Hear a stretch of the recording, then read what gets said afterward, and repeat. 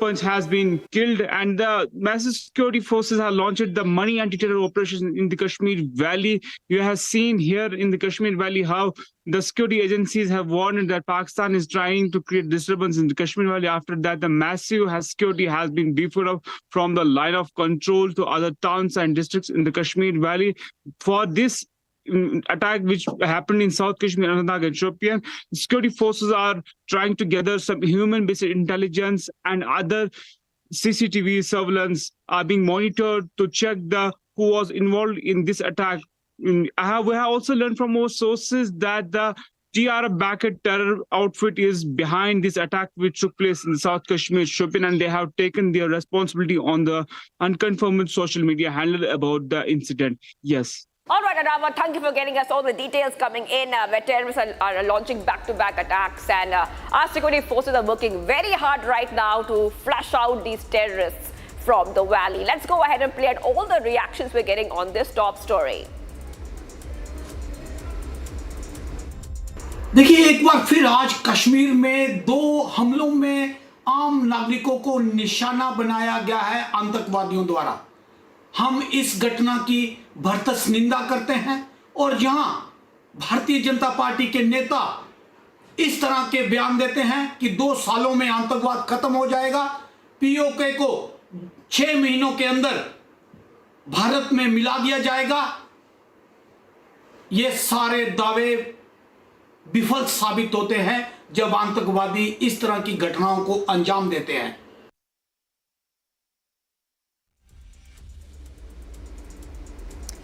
Well, that's a grim news that we're coming up with in the middle of the election season. A former Sarpanch being attacked in Shopian, and a tourist couple has also been injured. We will be tracking all the developments in that case. Meanwhile, moving on to our next big story, Mamata Banerjee, during the election campaign, has once again stirred controversy regarding Sanatan Dharma by lashing out at spiritual organizations including Bharat Seva Sangh and Ramakrishna Mission, stating that not all saints are equal, Shivangi. That is right. After Mamata's statement on Hindu saints, BJP's Suvendu Adhikari also questioned her. Let's go ahead and play out exactly what happened.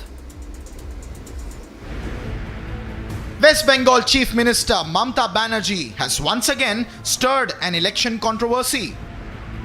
In her latest attack on Sanatan Dharma, Mamata Banerjee lashed out at spiritual organizations including Bharat Seva Sangh and Ramakrishna Mission, saying that not all saints are equal.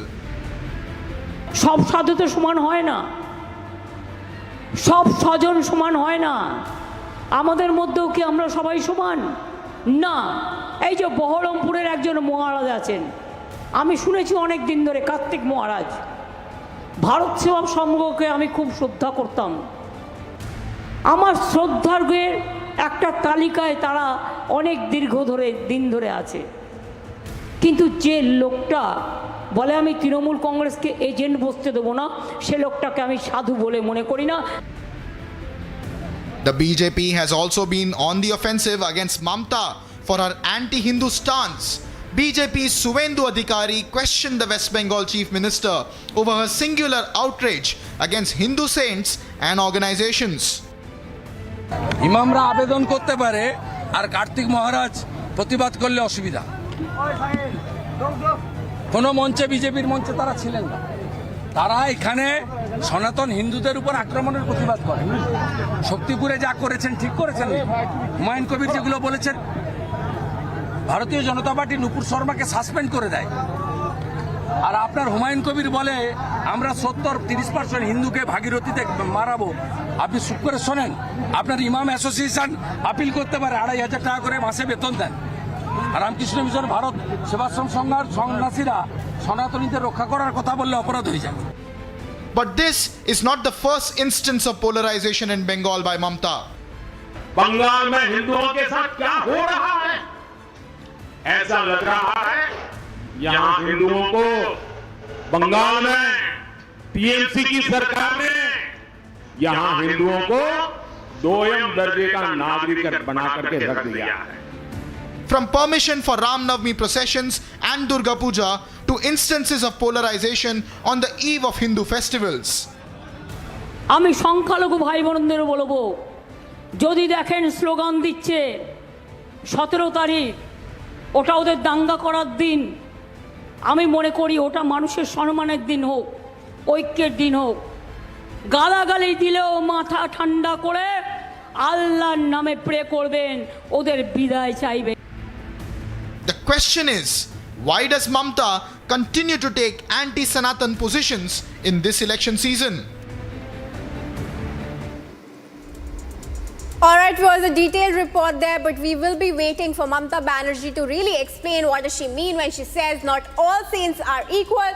But for now, it's time for a very quick break on this bulletin. In big news that we're tracking, the Delhi Chief Minister has challenged the Prime Minister, Aam Aadmi Party, to gherav BJP headquarters among claims of targeting AAP leaders with jail threats. And South Asian students attacked in Kyrgyzstan's Bishkek. Jaishankar advises students to stay indoors. Stay tuned as we go live this morning.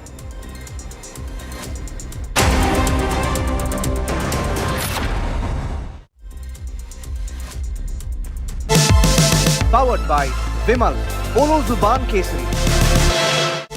Co-powered by Simpolo. Tile ho to Simpolo. In the India Today Best Universities 2023 survey, India's #1 ranked universities in various streams are JNU Delhi, Amity University, AIMS Delhi, IIT Delhi, and National Law School Bengaluru. Supreme's over 9,000 and more plumbing and drainage products and water tanks are made from high-quality raw materials and innovative designs. Supreme Total Piping Solutions, with you for a lifetime.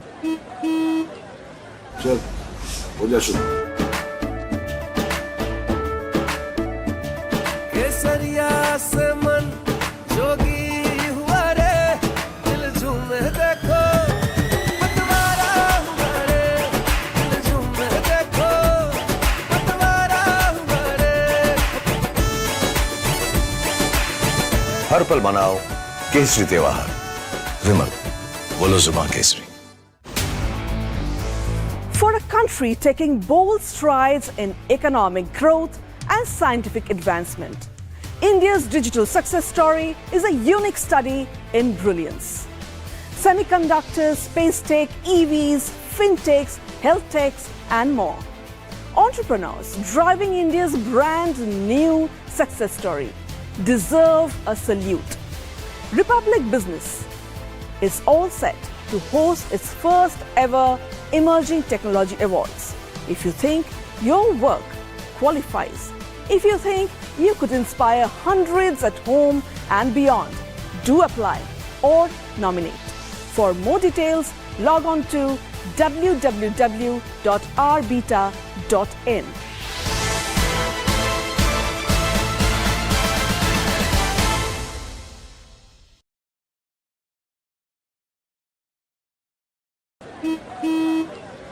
चल, हो जा शुरू।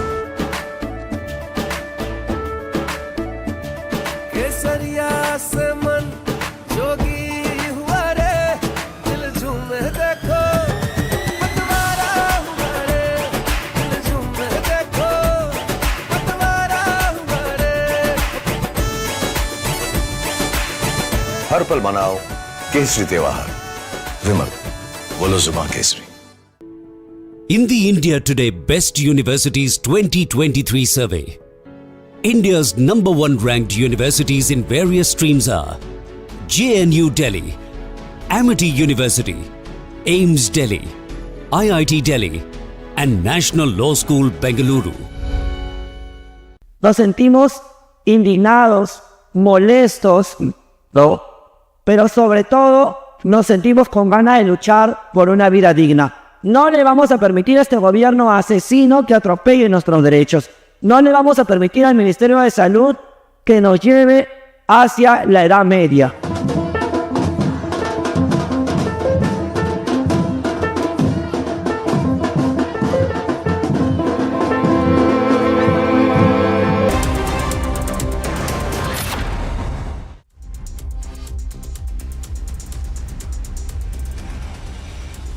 While Welcome back, viewers. Now let's shift our focus to the world of business and commerce. Our top focus is on the world of aviation. We all know, viewers, that the COVID pandemic was extremely harsh for the world of aviation. However, with India's recent growth trajectory, the industry is also recovering at a record pace, Shivangi. Right. Well, Mumbai's Chhatrapati Shivaji Maharaj International Airport has released some interesting data from the month of April, where it observed a record 4.3 million passengers traveling to their destinations. From India's second most busiest airport.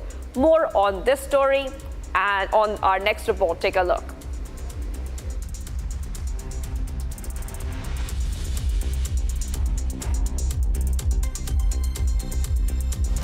As India's aviation sector continues to soar to new heights, one of the world's busiest airports, the Chhatrapati Shivaji Maharaj International Airport in Mumbai, has released fresh data on the number of passengers it received in the last month. In just the month of April, around 4.36 million passengers travelled through both domestic and international flights from the Mumbai airport.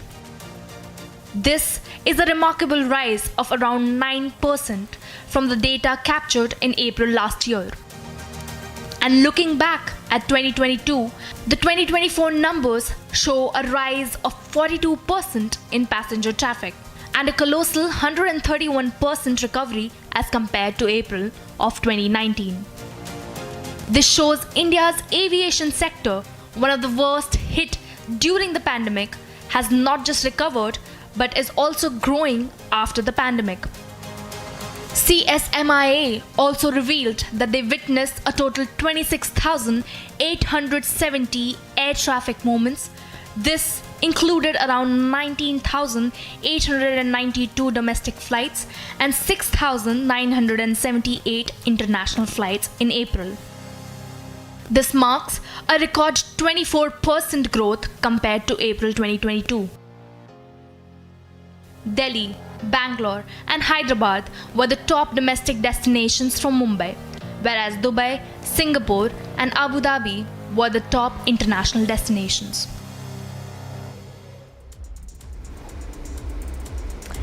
And we have much more for our viewers. Let's take a quick look at all that's happening from the world of business, economy and finance in our business wrap. Some news from the neighborhood. Following suit after Singapore and Hong Kong, Nepal has now banned the sale and imports of some spice mixed products from India. Over alleged quality control concerns, Nepal has banned certain spice mixes of top Indian brands like Everest, MDH, over suspected high levels of ethylene oxide. The Department of Food Technology and Quality Control of Nepal has said that the move is taken due to excess chemical compounds. Now, this comes just 1 month after similar cases and concerns were raised by Singapore and Hong Kong. Even the United Kingdom last week had claimed that it is keeping strict vigilance on monitoring the levels in spice imports. Meanwhile, the Food Safety and Standards Authority of India has initiated various steps to extend more vigilance on the quality of spices in India and has reiterated that Indian products undergo some of the most stringent guidelines for manufacturing.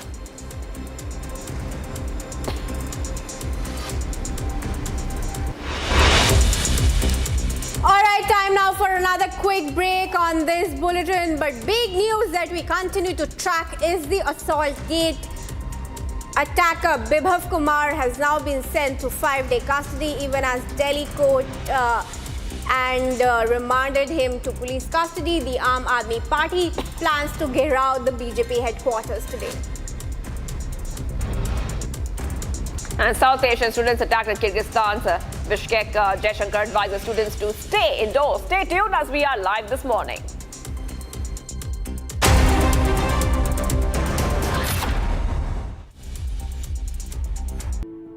In the India Today Best Universities 2023 survey, India's #1 ranked universities in various streams are JNU Delhi, Amity University, AIIMS Delhi, IIT Delhi and National Law School Bengaluru.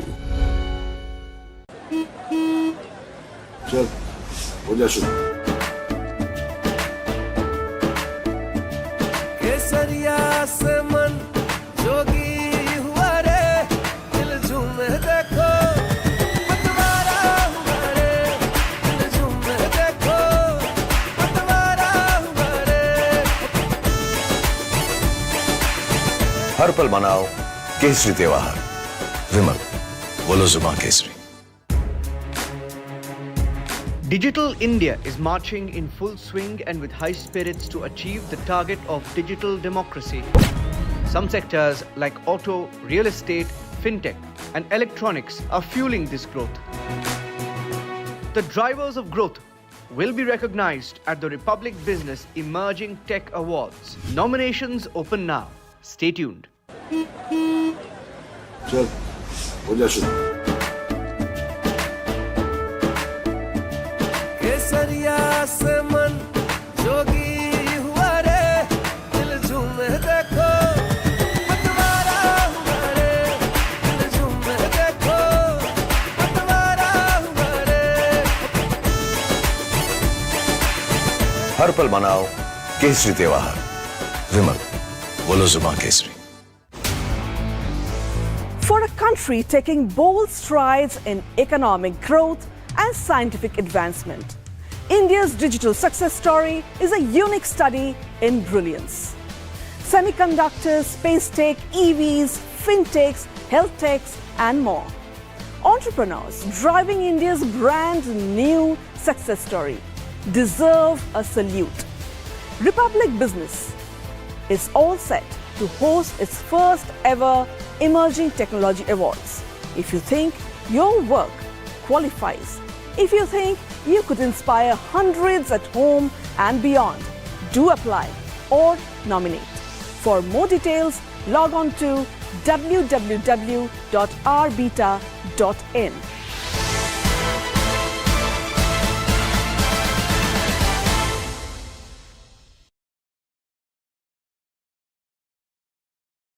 Nos sentimos indignados, molestos, ¿no? Pero sobre todo nos sentimos con ganas de luchar por una vida digna. No le vamos a permitir a este gobierno asesino que atropelle nuestros derechos. No le vamos a permitir al Ministerio de Salud que nos lleve hacia la edad media.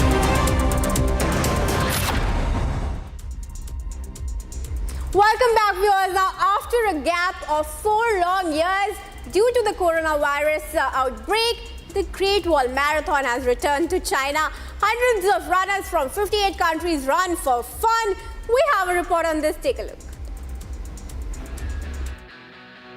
On May 18th, hundreds of runners participated in the Great Wall Marathon event in Jisu, racing along a section of the Great Wall of China. For many participants, the event is not just about running and completing the marathon. It is also about exploring the magnificent Chinese monument in the lap of nature. The best part of it is actually the part on the wall. It doesn't matter, it's the hardest. You don't run, you walk, but it's just amazing to take in the scenery, to take in all the good things. This year's the Great Wall Marathon is special for China as the event returns after a hiatus of 4 years due to the outbreak of the COVID-19 pandemic. Interestingly, runners from 58 nations participated in the marathon. It's really wonderful. Let's say walking, but mainly running around in old historical scenes. So I think it makes you forget a little bit how tough it is. So wonderful experience. The scenery is unique. I've never seen such a nice environment to run in. So it's just great to look around and to enjoy the surroundings while running. So that's much nicer than just running a good pace on a flat track.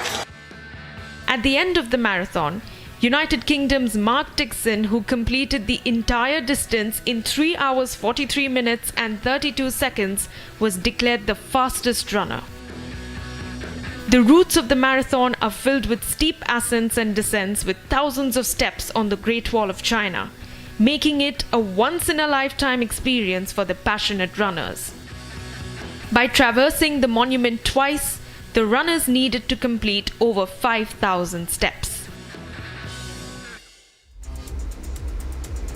And up next, we have the news coming from Europe. Poland has decided to take action to bolster its border security, investing a whopping $2.5 billion in the Shield East project. Shivangi, tell our viewers about that. Right, and this initiative in the backdrop of Russia-Ukraine tensions is expected to fortify Poland's eastern flank, citing increased responsibility for Europe's safety. Here's more in our next report. Polish Prime Minister Donald Tusk has announced a significant investment in border security. Tusk has declared a major initiative to bolster security along Poland's border with Russia and Belarus. This initiative, known as Shield East, involves substantial funding and the construction of military fortifications. Podjęliśmy decyzję, aby zainwestować w nasze bezpieczeństwo, a przede wszystkim w bezpieczną wschodnią granicę 10 miliardów złotych. Rozpoczynamy wielki projekt budowy bezpiecznej granicy, w tym systemu fortyfikacji, a także takiego ukształtowania terenu, decyzji środowiskowych, które spowodują, że ta granica będzie nie do przejścia dla potencjalnego. Speaking to troops in Krakow, Prime Minister Tusk emphasized the importance of securing Poland's eastern border, highlighting the country's role as a key member of NATO and the European Union. This announcement comes as Poland commemorates 80 years since the Allied victory in the Battle of Monte Cassino during the Second World War. Poland has previously invested in border security measures, including the construction of a $400 million wall along its border with Belarus to stem the flow of migrants. Nazwaliśmy ten Narodowy Plan Obrony i Odstraszania takim kryptonimem Tarcza Wschód. Tak, to będzie tarcza, która zabezpieczy nas przed atakami ze wschodu, tymi potencjalnymi, ale która przede wszystkim będzie miała za zadanie odstraszyć wroga. Ta tarcza Wschód, a więc system fortyfikacji, umocnień, unowocześnienia 400 kilometrów granicy z Rosją i z Białorusią. However, the current government believes additional reinforcement is necessary. 10 miliardów złotych uruchomiliśmy już w tej chwili. Te prace zaczęliśmy, tak aby granica polska była bezpieczna w czasach pokoju, żeby to była granica nie do przejścia dla przeciwnika w czasie wojny. Poland's decision to enhance its border security is seen as part of a broader effort to safeguard regional stability and counter potential threats.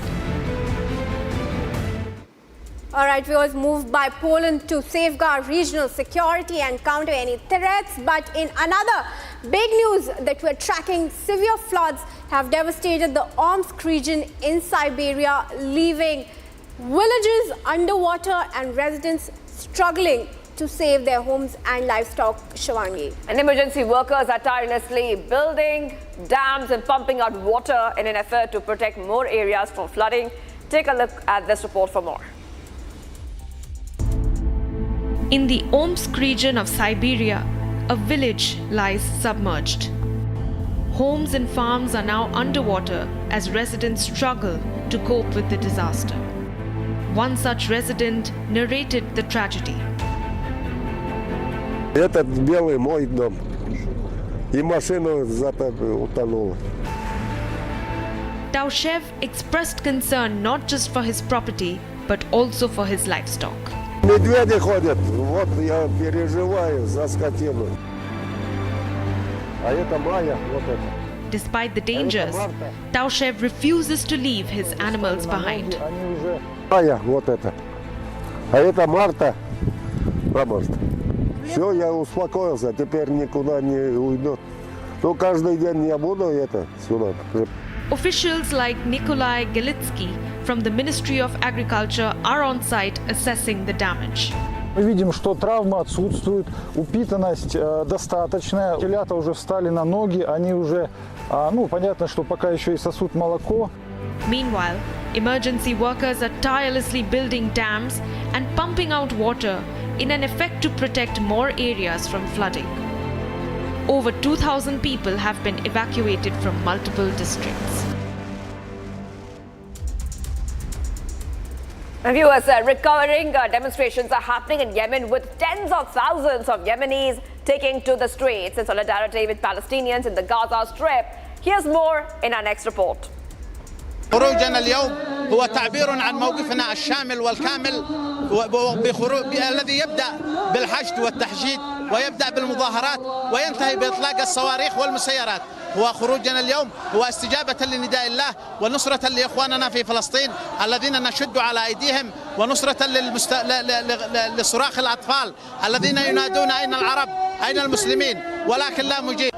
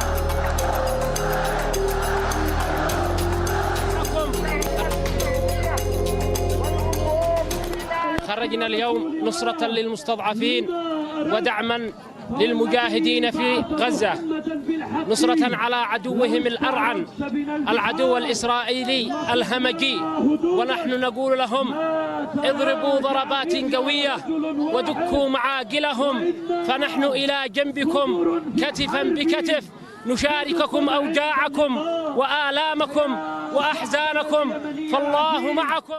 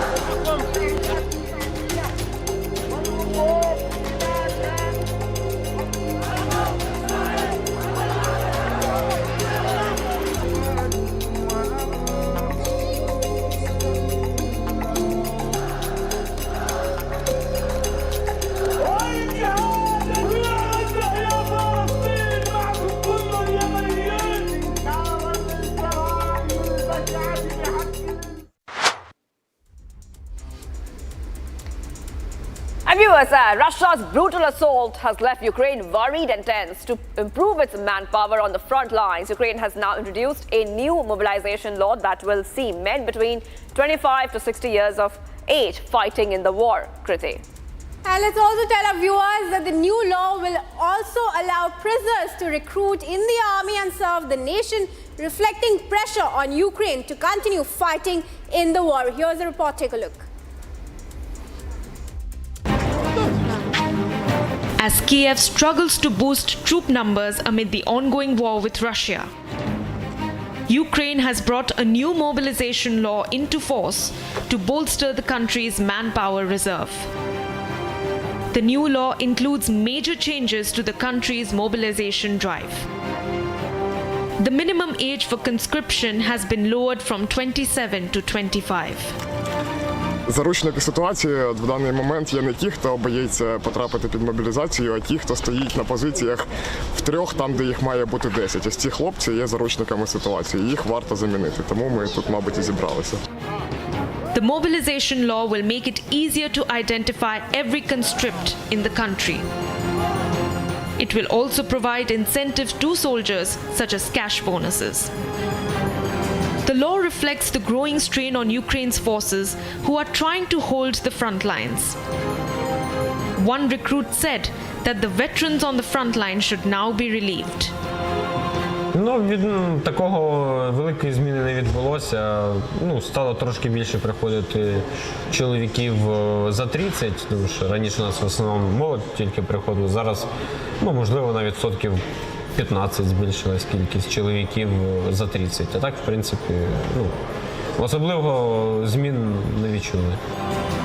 The new law has been met with some criticism, as some think that this might shut down businesses. Нас не призовуть, як на мою думку, заберуть там водоканал, хлопців, ЖЕК, тоді вже буде проблематично людям. Десь аварія чи щось, отоплення, тоді я не знаю, як його, хто буде робити. А так, до мобілізації ми спокійно відносимося. The new law also allows prisoners to join the army. And viewers, time for a quick news alert for you. Thousands of people are gathering in Tel Aviv demanding new elections and the resignation of Israeli Prime Minister Benjamin Netanyahu. Hello, Moto. Motorola, India's best 5G smartphone brand. Protesters chanted slogans and carried posters reading "Stop the War." The protesters also called for the release of the dozens of hostages still held captive in Gaza. Demonstrators dressed in white lay down to symbolize their protest for the return of the hostages. Additionally, Benny Gantz, a prominent centrist member of Israel's three-member war cabinet, threatened to resign if the government does not adopt a new plan for the Gaza war within 3 weeks. This move would make Prime Minister Netanyahu more dependent on his far-right allies, highlighting a deepening divide within Israel's leadership over 7 months into a war that has not yet achieved its goals of dismantling Hamas and rescuing the hostages taken in the militant group October 7 attack.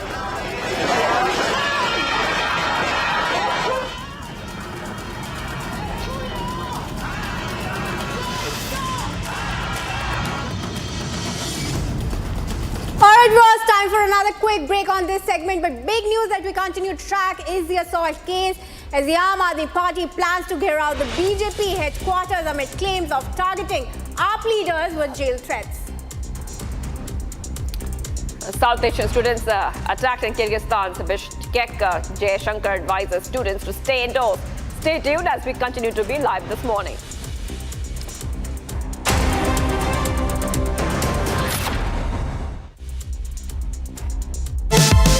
Powered by Vimal, Polo Zuban Kesari.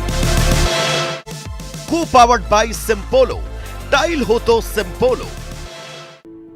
In the India Today Best Universities 2023 survey, India's #1 ranked universities in various streams are JNU Delhi, Amity University, AIMS Delhi, IIT Delhi, and National Law School Bengaluru.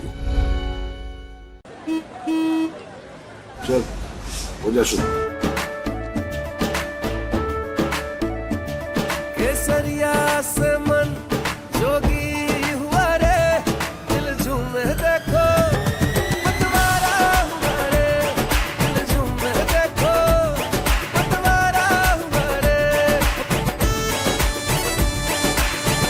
हर पल मनाओ केसरी त्योहार। विमल, बोलो जुबां Kesari. Digital India is marching in full swing and with high spirits to achieve the target of digital democracy. Some sectors like auto, real estate, fintech, and electronics are fueling this growth. The drivers of growth will be recognized at the Republic Business Emerging Tech Awards. Nominations open now. Stay tuned. चल, हो जा शुरू। केसरिया से मन जोगी हुआ रे, दिल झूमे देखो पतवारा हुआ रे, दिल झूमे देखो पतवारा हुआ रे। हर पल मनाओ केसरी त्योहार। विमल, बोलो जुबां Kesari.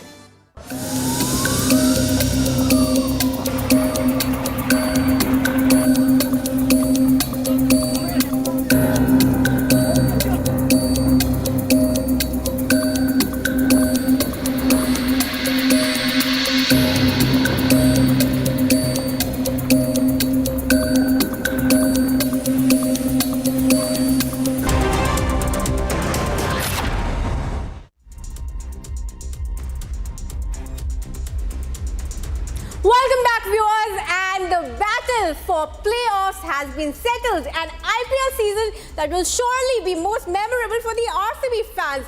Royal Challengers Bengaluru have done the unthinkable. They have managed to come out of a poor start of the season to go on and clinch their spot in the 2024 IPL playoffs, Shivangi. That's right. The top 4 of the IPL are now sealed and all eyes are set as the top 4 teams gear up to mount a challenge for the trophy. Who will it be? And in fact, this is a very quick report on what we can expect and what transpired in Bengaluru last night, and a look at the points table as the dust settles in.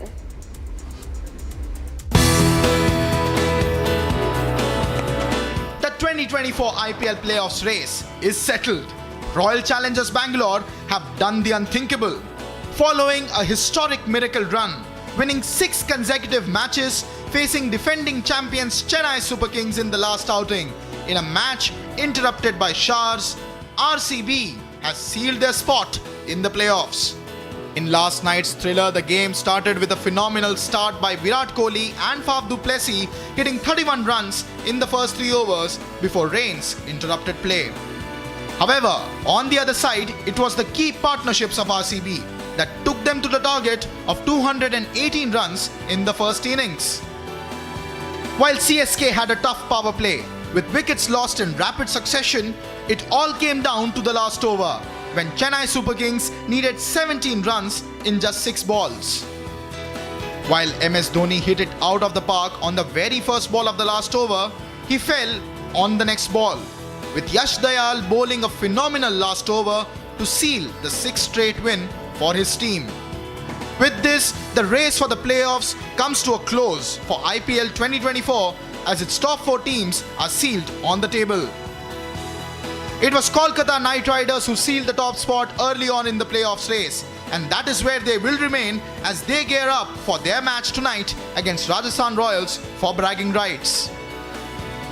On the other hand, the second qualifier is Rajasthan Royals, who dominated the table earlier in the season with 8 wins in their first 9 matches. And they have since been on a losing streak. Can they change that tonight? On spot number 3 is Sunrisers Hyderabad, whose run in the IPL has been nothing short of historic, mounting some Herculean targets and chasing this season. Can their batters do it for them in the playoffs? And last but not the least, Royal Challengers Bengaluru have earned their spot against all odds. Will the winning streak of 6 games extend on to help them clinch their maiden title like their women's team? The answer to all these questions will be given this week, starting tonight.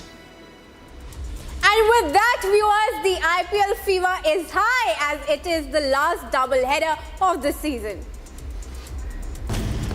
Hello, Moto. Motorola, India's best 5G smartphone brand.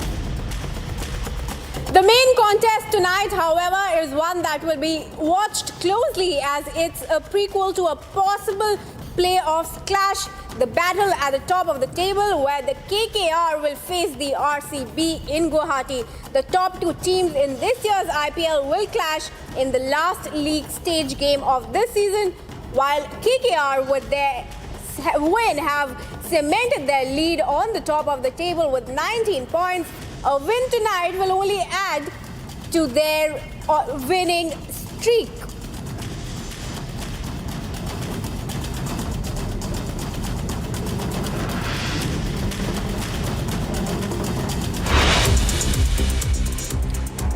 Well, we continue to be live this morning. Mamta stirs controversy by attacking Sanatana Dharma, stating that not all saints are equal. This and much more coming up as we continue to be live. Stay tuned.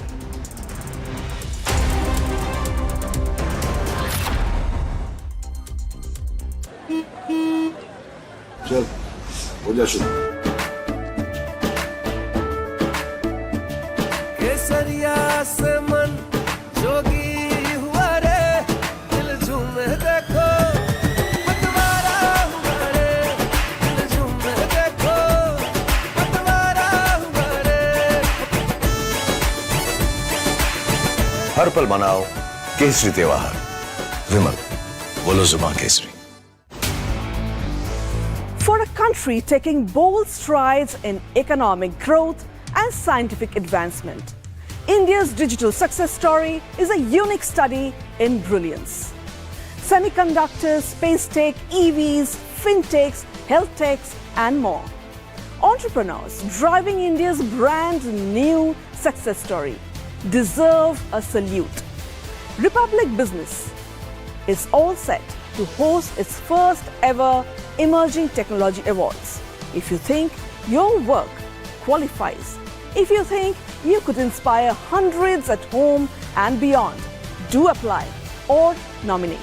For more details, log on to www.rbeta.in.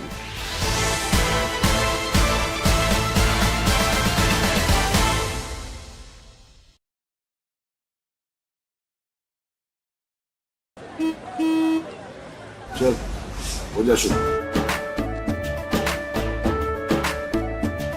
केसरिया से मन जोगी हुआ रे दिल झूमे देखो पतवारा हुआ रे दिल झूमे देखो पतवारा हुआ रे हर पल मनाओ केसरी त्योहार विमल बोलो जुबान Kesari Nos sentimos indignados, molestos, ¿no? Pero sobre todo nos sentimos con ganas de luchar por una vida digna. No le vamos a permitir a este gobierno asesino que atropelle nuestros derechos. No le vamos a permitir al Ministerio de Salud que nos lleve hacia la Edad Media.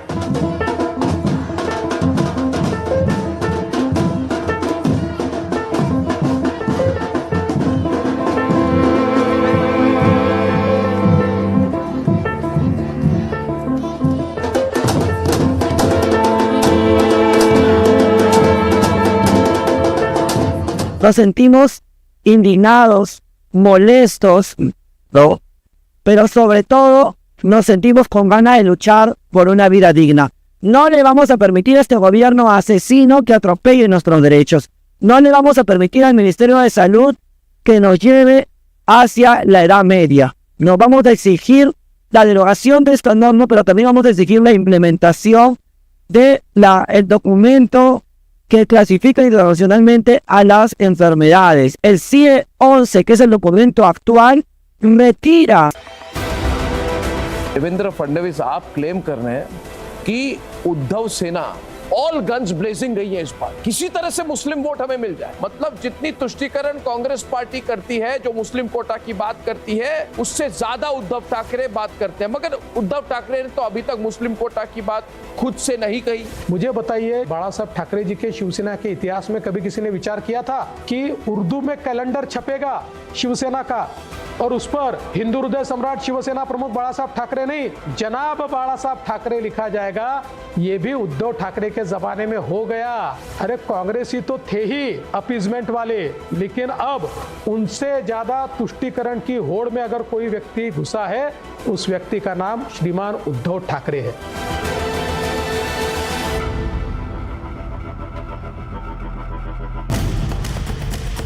Hello, Moto. Motorola, India's best 5G smartphone brand, brings you the latest breaking news updates from across the country only on Republic TV, and I am Kriti Mehta. Republic Luminous Studios, your one-stop destination for all the breaking news updates, and I am Shivangi Shukla. Let's get started.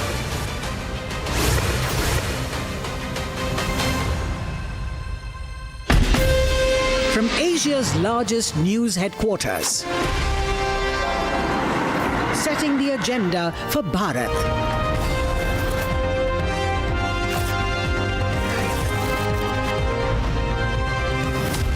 You're watching Republic. जब हिंदुस्तान मिले हिंदुस्तान से जेके tyre, देश का tyre. Well, a very good morning. You're watching Republic TV. I'm Shivangi Shukla, and we have gone live this morning. I have my colleague Kriti with me, and we talk about what we can expect the entire day today. Our big focus is Assaultgate. Aam Aadmi Party MLAs plan to march to the BJP headquarters, while Bibhav Kumar has been sent to 5-day police custody. That and much more, Kriti, will take us through what else we can expect.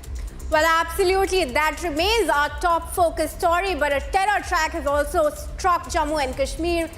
A former Sarpanch has been killed. A Jaipur couple has also been injured. That's another big story that we will be tracking for you viewers. But before that, let's straight cut to the headlines. American Pistachio presents cracking news of the hour.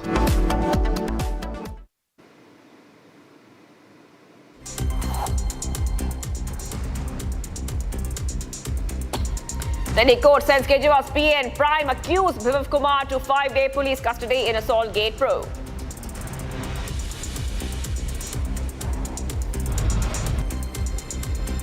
Delhi Chief Minister Arvind Kejriwal challenges the Prime Minister Aam Aadmi Party to Gherao BJP headquarters amid claims of targeting AAP leaders with jail threats.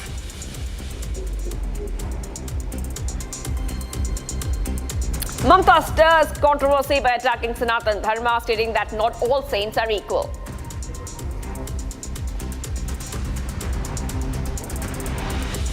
Terror attacks in Kashmir, ex-Sarpanch killed in Shopian, a tourist couple injured in Anantnag in the last 24 hours.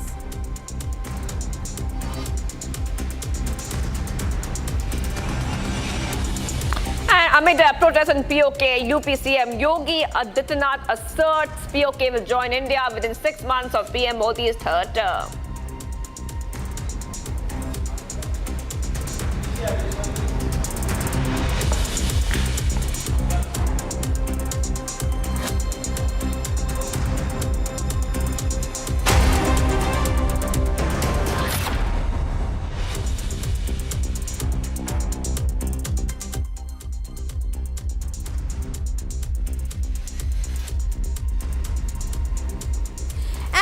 A big news and a grim one that's coming in this morning. Terrorists have launched back-to-back attacks in Kashmir, killing a former Sarpanch in Shopian and injuring a tourist couple from Rajasthan in Anantnag. We're joined by my colleague Arawat live from Baramulla to give us more details on the story. Arawat, very good morning to you. Grim news coming in from the valley early today. A former Sarpanch has been shot at. Tourist couple from Jaipur has also been injured in the attack. What really was the motive behind the attack, and why was this couple and the former Sarpanch targeted?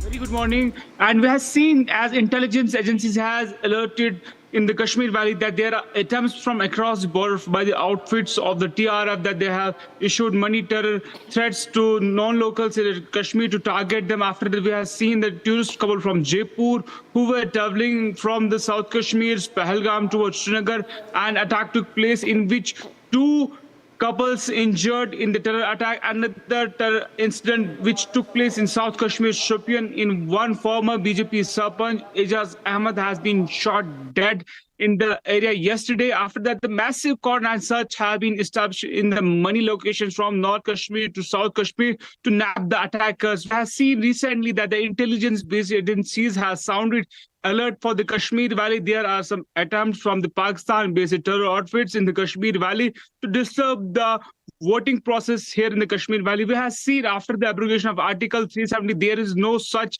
attacks on the locals or forces here in the Kashmir Valley. But at the time of elections, we have seen last phases in the South Kashmir and Central Kashmir that people are coming out from their homes and participating in the election process. After that, it clearly indicates this is the frustration among the Pakistan-based terrorists that they are trying to create the terror here in the Kashmir Valley. After that, we have seen the money operations is going in the Kashmir Valley area is being checked with the CCTV surveillances are being also checked. They are trying to gather some inputs, and the technology-based inputs are gathered by the security agencies to get any clue who was behind the yesterday's attack. I also want to confirm that yesterday on the social media handler, which has not confirmed by the officials, that the TRF-backed terror outfit is behind yesterday's attack, which took place in the South Kashmir, Anantnag and South Kashmir. After that, the massive search are going from line of control areas to other towns and districts in the Kashmir Valley to nab the attackers and to sanitize the area for the upcoming elections, which is scheduled for tomorrow. Yes. Right. Well, thank you for joining us, Arawat, with all those details, back-to-back terrorist attacks, and our forces, of course, working very hard to flush out these terrorists from the area. Let's move ahead right now to the other stories that we are tracking. आज कश्मीर में 2 हमलों में आम नागरिकों को निशाना बनाया गया है आतंकवादियों द्वारा। हम इस घटना की भरसक निंदा करते हैं और जहां भारतीय जनता पार्टी के नेता इस तरह के बयान देते हैं कि 2 सालों में आतंकवाद खत्म हो जाएगा, पीओके को 6 महीनों के अंदर भारत में मिला दिया जाएगा, ये सारे दावे विफल साबित होते हैं जब आतंकवादी इस तरह की घटनाओं को अंजाम देते हैं। देखिए, एक बार फिर आज कश्मीर में 2 हमलों में आम नागरिकों को निशाना बनाया गया है आतंकवादियों द्वारा। हम इस घटना की भरसक निंदा करते हैं और जहां भारतीय जनता पार्टी के नेता इस तरह के बयान देते हैं कि 2 सालों में आतंकवाद खत्म हो जाएगा, पीओके को 6 महीनों के अंदर भारत में मिला दिया जाएगा, ये सारे दावे विफल साबित होते हैं जब आतंकवादी इस तरह की घटनाओं को अंजाम देते हैं।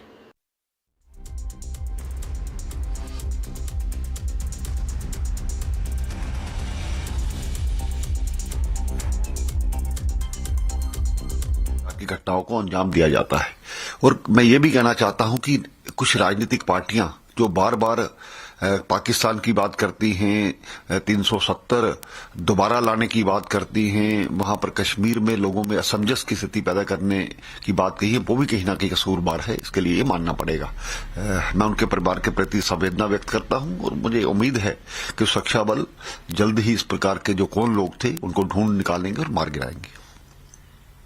देखिए, वही कह रहा हूं, टूरिस्ट काफी मात्रा में पिछले वर्ष जो कहते थे कि 1,70,00,000 के लगभग आए, तो टूरिज्म में वादा डालने के लिए, क्योंकि स्थानीय लोग तो नहीं चाहेंगे, उनके तो बिजनेस अच्छे चल रहे हैं, उनका सब काम अच्छा चल रहा है, खुशहाली का माहौल पैदा हुआ है, रोजमर्रा के बंद नहीं होते, कुछ ना कुछ तो इसके पीछे पाकिस्तान का हाथ मानना चाहिए। और कुछ लोग जो पैसा लेकर के इस प्रकार की घटनाओं को अंजाम देते हैं, दहशत फैलाने की कोशिश करते हैं, लेकिन उनके इरादे सफल होने वाले नहीं हैं। लेकिन एक एहतियात के तौर पर ये चीजों को ध्यान में रखना होगा और इस प्रकार के जो ये लोग हैं, इनको कहीं ना कहीं लोकल लोग भी पनाह ना दें ताकि इनका मनोबल ना बढ़े।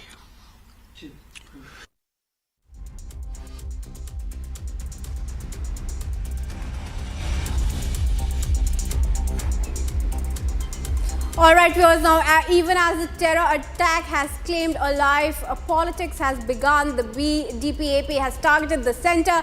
Meanwhile, Kavandir Gupta of the BJP said that those talking about bringing back Article 370 should also speak on this. Meanwhile, local resident and eyewitness Farooq Ahmed Sheikh has narrated the horror. Listen into that bite. ये मसला हो गया ऐसा कि हम सोने लगा सोचे कि बेहद 5 मिनट हो गया हमारे मकान के साथ है टीन का देवा वहाँ पर जिस तरफ टीन को बचाता है ना इसी तरफ हो गया मैंने अपनी बीवी को बोला कि आप नज़र मारो वो उसने खिड़की खोला नज़र मारा वहाँ पर उसने दूसरी साइड से आवाज़ सुनी फिर हम बाहर निकलता इसके घर गए यहाँ किचन में पड़ा था फिर हमने किया काम उधर से उठाया लिया थाने से वापस आया फिर यहाँ हॉस्पिटल में थे मगर ये वहीं से डेथ हो And viewers, let's move ahead right now. Mamta Banerjee, during the election campaign, has once again stirred controversy regarding Sanatan Dharma by lashing out at spiritual organizations, including Bharat Sena Sangh and the Ramakrishna Mission, saying that not all saints are equal, Kriti. Well, absolutely. And after Mamta's statement on Hindu saints, the BJP has targeted her. Suvendu Adhikari questioned Mamta Banerjee. Listen into what he said. West Bengal Chief Minister Mamta Banerjee has once again stirred an election controversy. In her latest attack on Sanatan Dharma, Mamta Banerjee lashed out at spiritual organizations, including Bharat Seva Sangh and Ramakrishna Mission, saying that not all saints are equal. সব সাধু তো সমান হয় না সব স্বজন সমান হয় না আমাদের মধ্যেও কি আমরা সবাই সমান না এই যে বহরমপুরের একজন মহারাজ আছেন আমি শুনেছি অনেক দিন ধরে কার্তিক মহারাজ ভারত সেবা সংঘকে আমি খুব শ্রদ্ধা করতাম আমার শ্রদ্ধার্ঘের একটা তালিকায় তারা অনেক দিন ধরে আছে কিন্তু যে লোকটা বলে আমি তৃণমূল কংগ্রেসকে এজেন্ট বসতে দেব না সে লোকটাকে আমি সাধু বলে মনে করি না The BJP has also been on the offensive against Mamta for her anti-Hindu stance. BJP's Suvendu Adhikari questioned the West Bengal Chief Minister over her singular outrage against Hindu saints and organizations. ইমামরা আবেদন করতে পারে আর কার্তিক মহারাজ প্রতিবাদ করলে অসুবিধা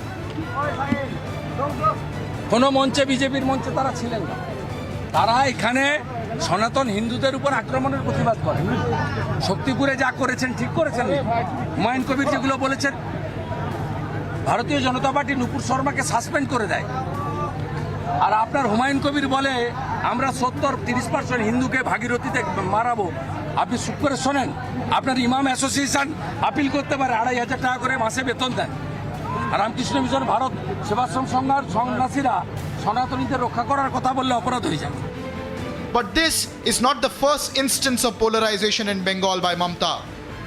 बंगाल में हिंदुओं के साथ क्या हो रहा है ऐसा लग रहा है यहाँ हिंदुओं को बंगाल में टीएमसी की सरकार ने यहाँ हिंदुओं को 2ym दर्जे का नागरिक बना करके रख दिया है From permission for Ram Navami processions and Durga Puja to instances of polarization on the eve of Hindu festivals.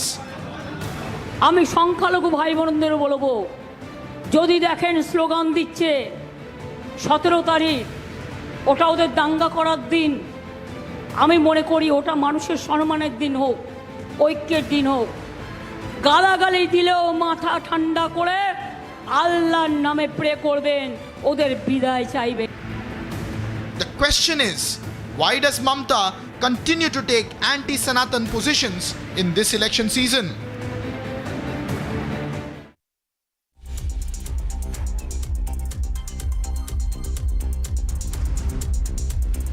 And we go to Assaultgate. As the Maliwal assault case gains momentum, Delhi police arrested Bibhav Kumar from Kejriwal's residence and produced him before the 30 Hazari court after a medical examination. During the late night court hearing, Delhi court has now sent Bibhav Kumar to a 5-day police custody. And Kriti, we are tracking the story very closely, but much more expected as Assaultgate gets bigger.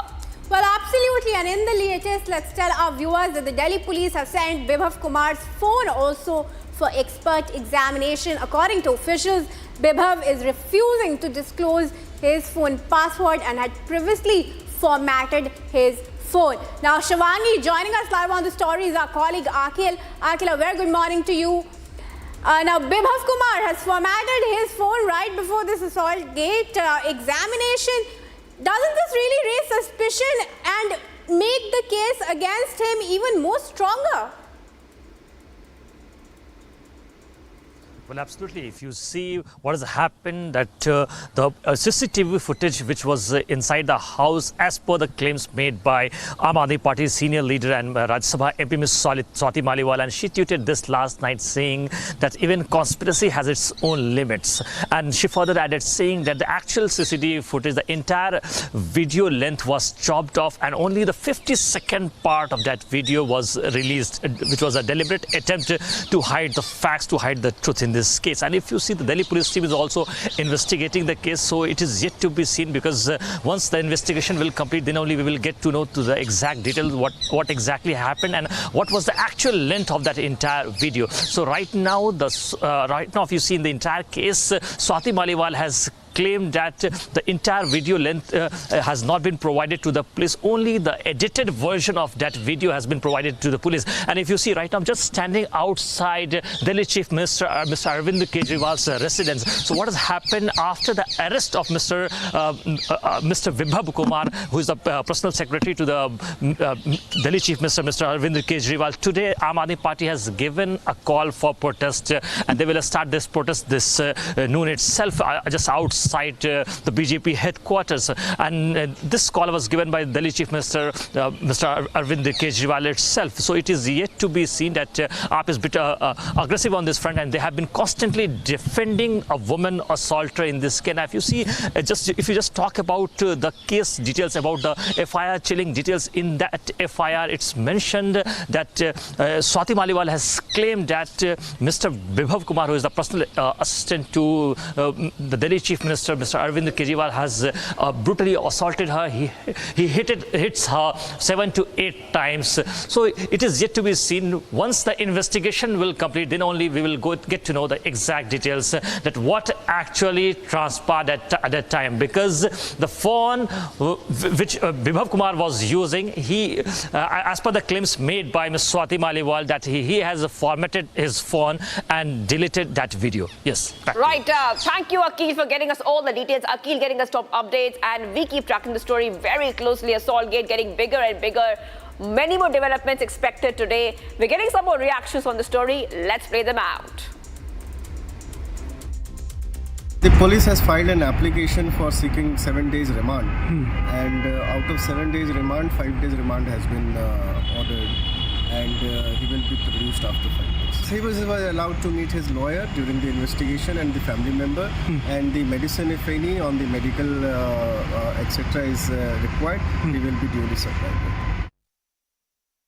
The police has filed an application for seeking 7 days remand, and out of 7 days remand, 5 days remand has been ordered, and he will be produced after 5 days. He was allowed to meet his lawyer during the investigation and the family member, and the medicine, if any, on the medical etc. is required, he will be duly supplied. And we're getting our viewers more stories coming in. UP CM Yogi Adityanath reacts to the issue of protest happening in Pakistan-occupied Kashmir, saying that POK would become a part of India within 6 months of Pakistan. The Prime Minister, in fact, third term. So when PM Modi takes his third term, this is a reality. The statement by CM Yogi was made during an election rally in Maharashtra's Palghar, Krite. Well, absolutely. And let's tell our viewers, it's not only Yogi, but External Affairs Minister S. Jaishankar, Union Home Minister Amit Shah, Defence Minister Rajnath Singh also stated that during Prime Minister's third term, POK would become an integral part of India. Yogi Adityanath's statement come amid the media frenzy over hundreds of protesters taking to the streets of Pakistan-occupied Kashmir over high inflation, heavy taxation, electricity shortages and demands for a merger with India just a few days ago. And let's also remind our viewers that in these protests, The Indian tricolor was raised very high. So clearly a demand coming in from Pakistan occupied Kashmir for merger with India, and now a statement by a chief minister that it will soon be a reality within 6 months of PM's term. Here's a package. Take a look.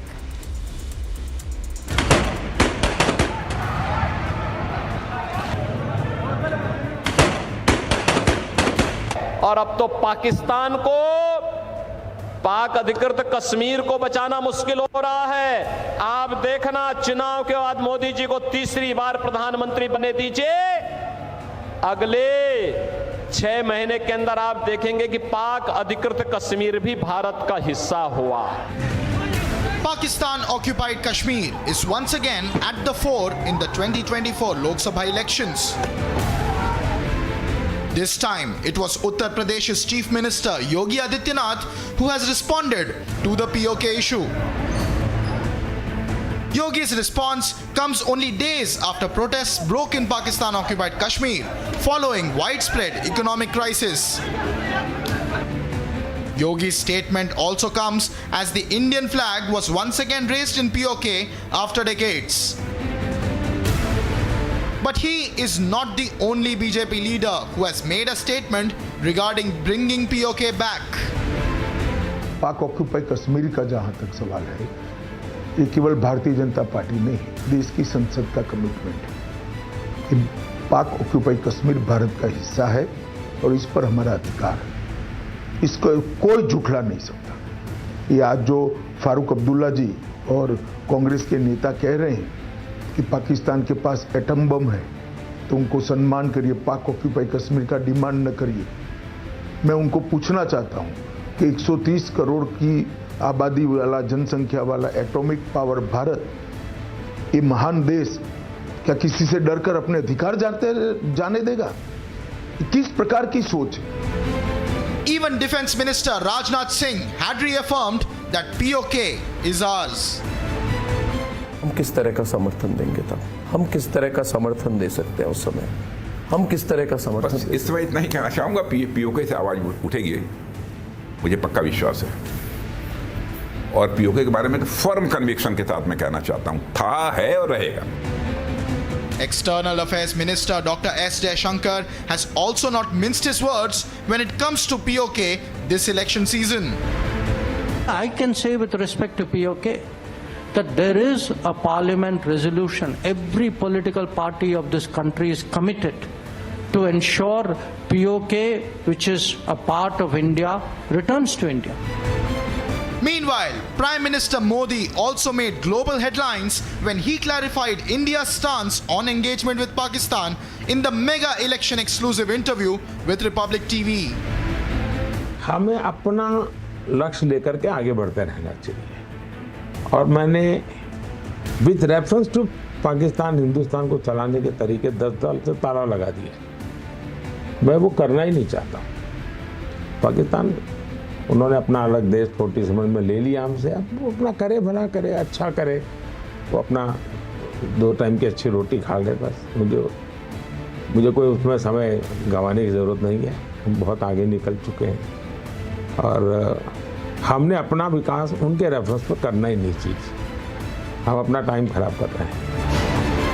As POK longs for reunification with India, is POK on the agenda for Modi 3.0?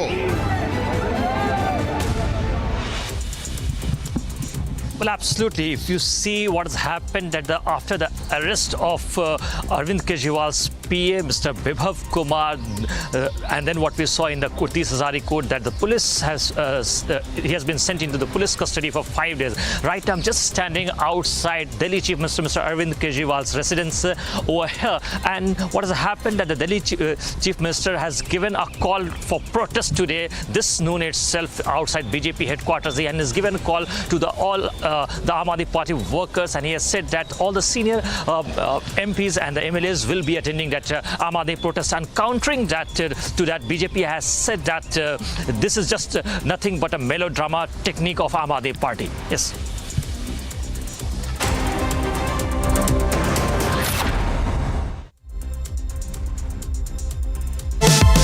Powered by Vimal, Polo Zuban Kesari.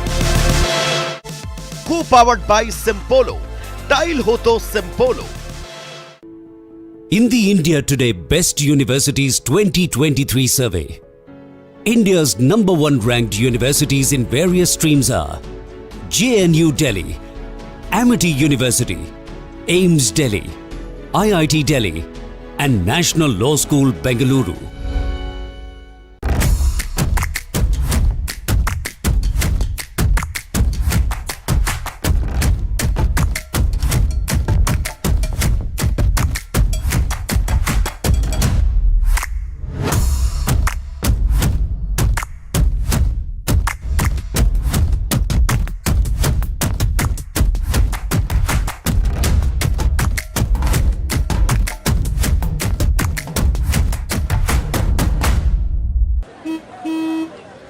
चल हो जा शुरू।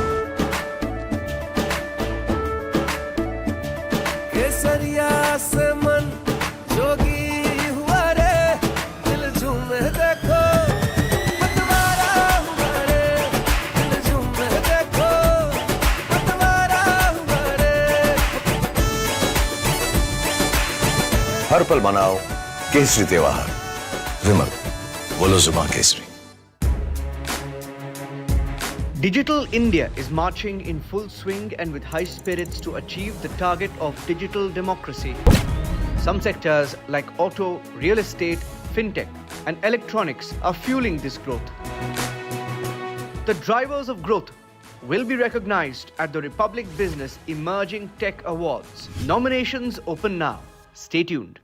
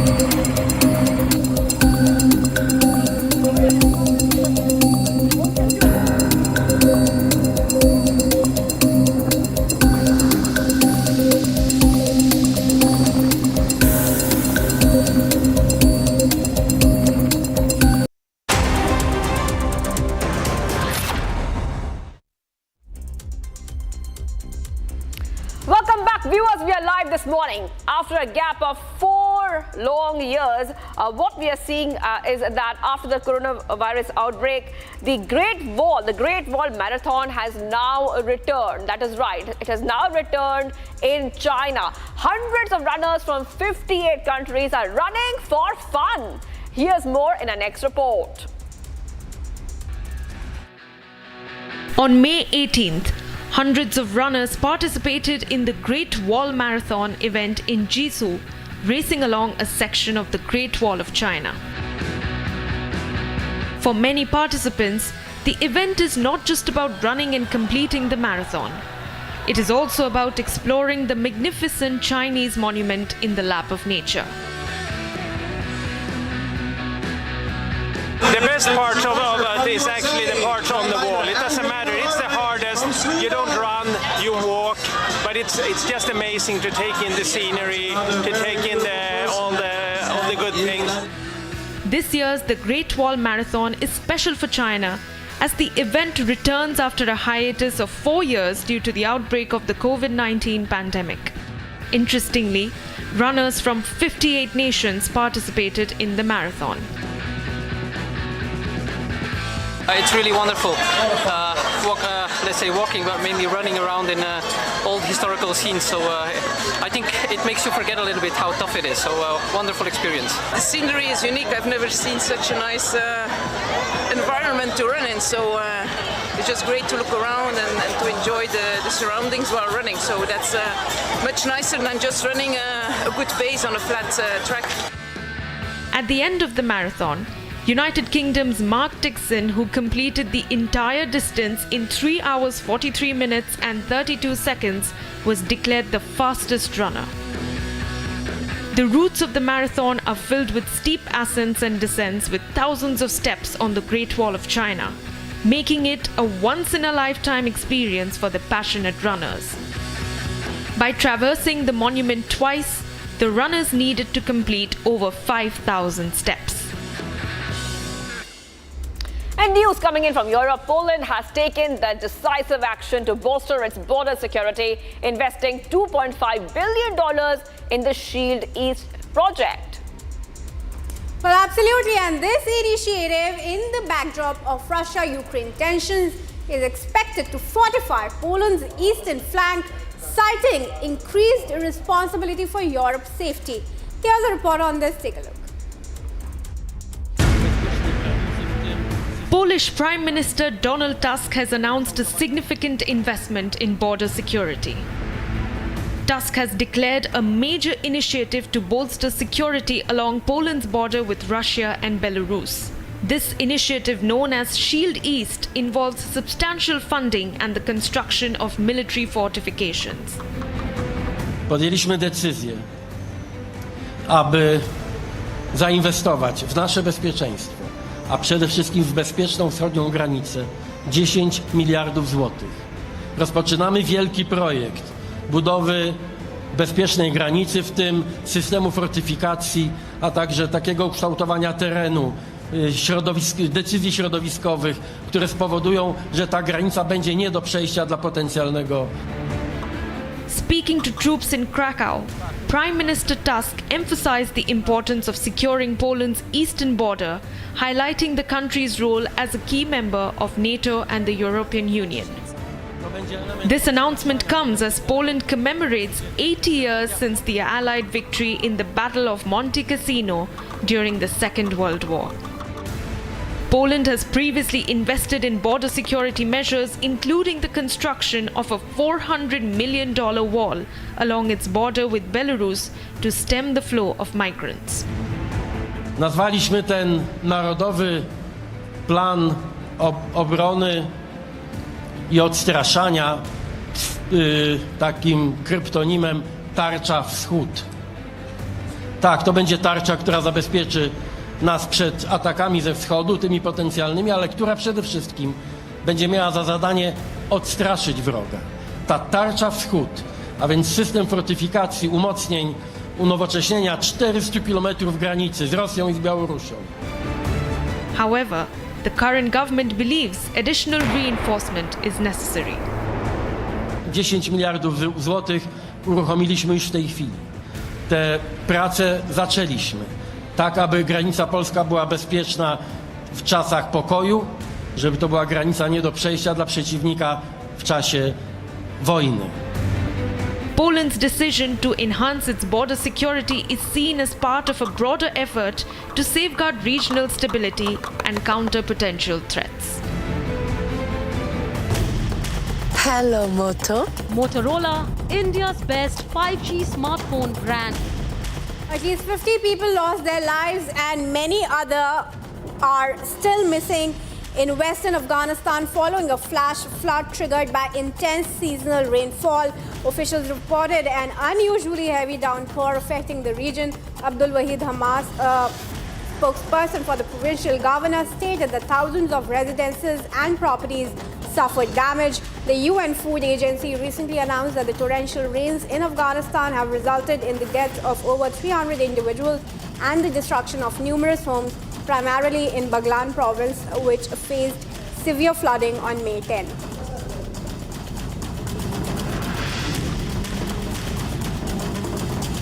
So at least 50 people lost their lives and many continue to be missing in western Afghanistan following this flash flood, primarily in Baghlan province, which has faced flooding on May 10. Gory visuals on your screens, viewers. Destruction and death in Afghanistan's Baghlan province.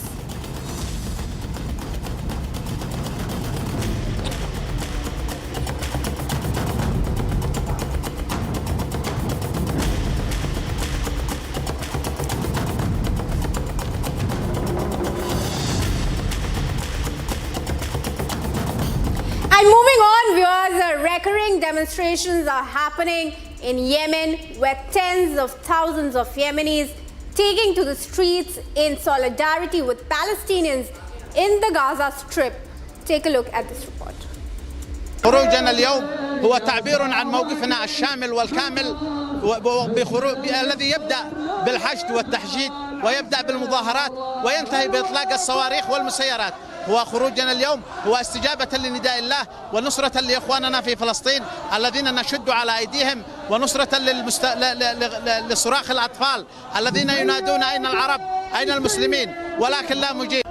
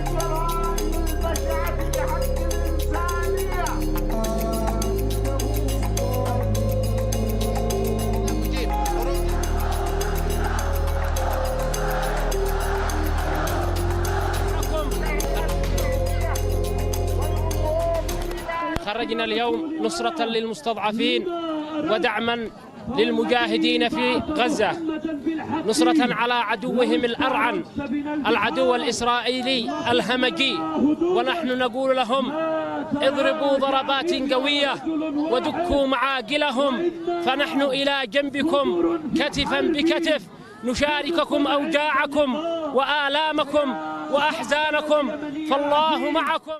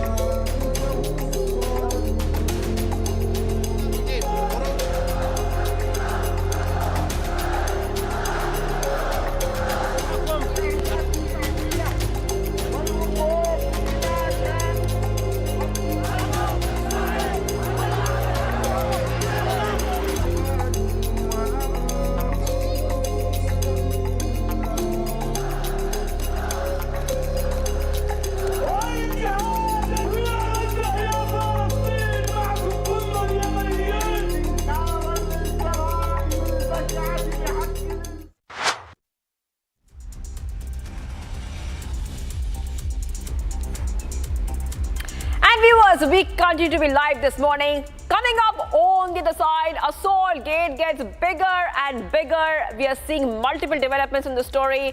Delhi CM Kejriwal is challenging the Prime Minister now. Aam Aadmi Party to gherao BJP headquarters amid claims of targeting Aam Aadmi Party leaders with jail threats.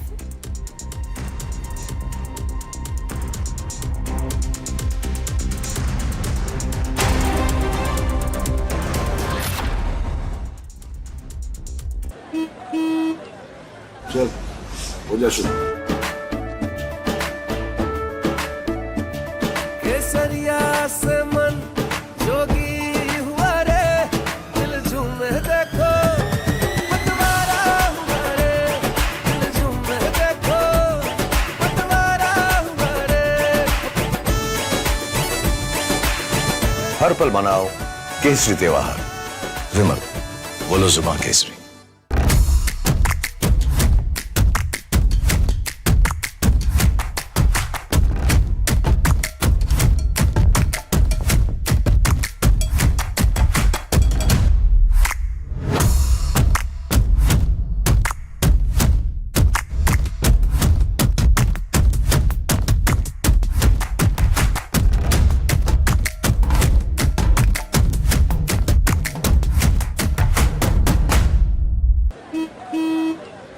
चल हो जा शुरू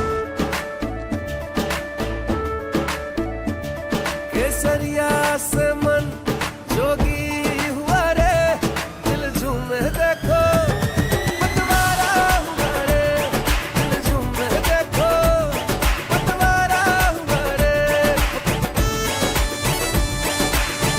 हर पल मनाओ केसरी त्योहार विमल बोलो जुबान Kesari Digital India is marching in full swing and with high spirits to achieve the target of digital democracy. Some sectors like auto, real estate, fintech, and electronics are fueling this growth. The drivers of growth will be recognized at the Republic Business Emerging Tech Awards. Nominations open now. Stay tuned. चल हो जा शुरू केसरिया से मन जोगी हुआ रे दिल झूमे देखो मतवारा हुआ रे दिल झूमे देखो मतवारा हुआ रे हर पल मनाओ केसरी त्योहार विमल बोलो जुबान Kesari Nos sentimos indignados, molestos, ¿no? Pero sobre todo nos sentimos con ganas de luchar por una vida digna. No le vamos a permitir a este gobierno asesino que atropelle nuestros derechos. No le vamos a permitir al Ministerio de Salud que nos lleve hacia la Edad Media.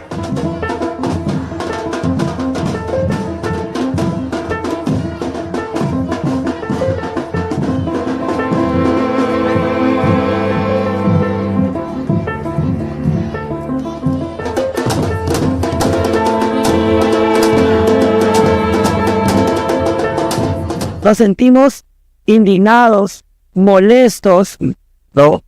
Pero sobre todo nos sentimos con ganas de luchar por una vida.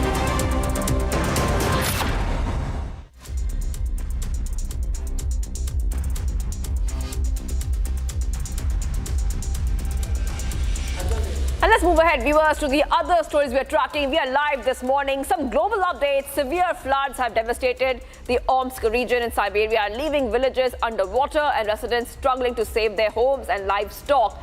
Not just that, emergency workers are tirelessly building dams and pumping out water in an effort to protect more areas from flooding. Take a look at this report for more.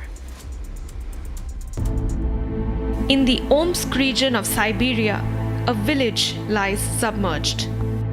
Homes and farms are now underwater as residents struggle to cope with the disaster. One such resident narrated the tragedy.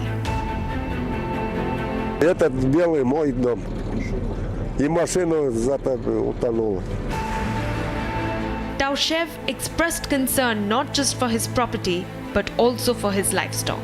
Медведи ходят. Вот я переживаю за скотину. А это моя, вот это. Despite the dangers, Taushev refuses to leave his animals behind. Вот это. А это Марта. Марта. Все, я успокоился, теперь никуда не уйдет. Ну, каждый день я буду это сюда. Officials like Nikolai Gelitsky from the Ministry of Agriculture are on site assessing the damage. Мы видим, что травмы отсутствуют, упитанность достаточная. Телята уже встали на ноги, они уже, понятно, что пока еще и сосут молоко. Meanwhile, emergency workers are tirelessly building dams and pumping out water in an effort to protect more areas from flooding. Over 2,000 people have been evacuated from multiple districts. And while moving on, viewers, people in the city of Lebanon in Tripoli protested in support of Syrian refugees. Here's a report, take a look.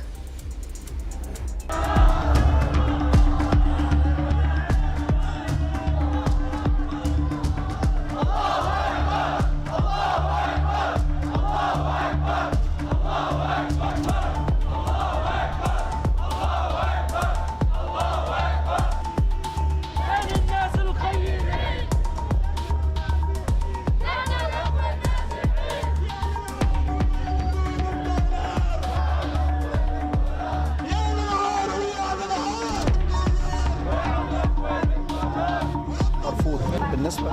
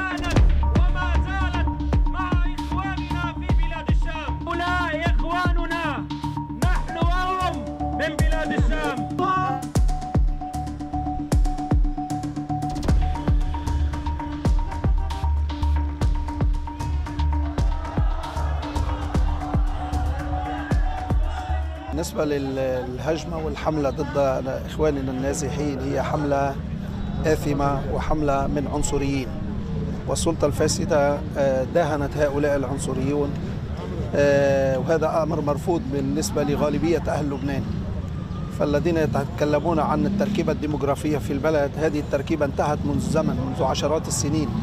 اليوم إذا أردنا أن نتكلم بالأمور العددية، نسبة المسلمين في لبنان من أهل لبنان أكثر من 80%، فعن أي ديموغرافية يتحدثون؟ ثانيا، الأمر ضد النازح وتحميله الأزمات في هذا البلد هذا أمر مرفوض. الأخوة السوريون اليوم في هذا البلد دون البلاد التي احتضنت المهاجرين والنازحين تعاني ما تعانيه نتيجة التركيبة الطائفية الموجودة في لبنان، مع أن هذه الدولة تستفيد من وجود النزوح السوري، ولكن هذه الروح العنصرية الطائفية التي تتغلغل في هذا النظام هي التي تجعلنا اليوم نقف لنطالب بحقوق إخواننا.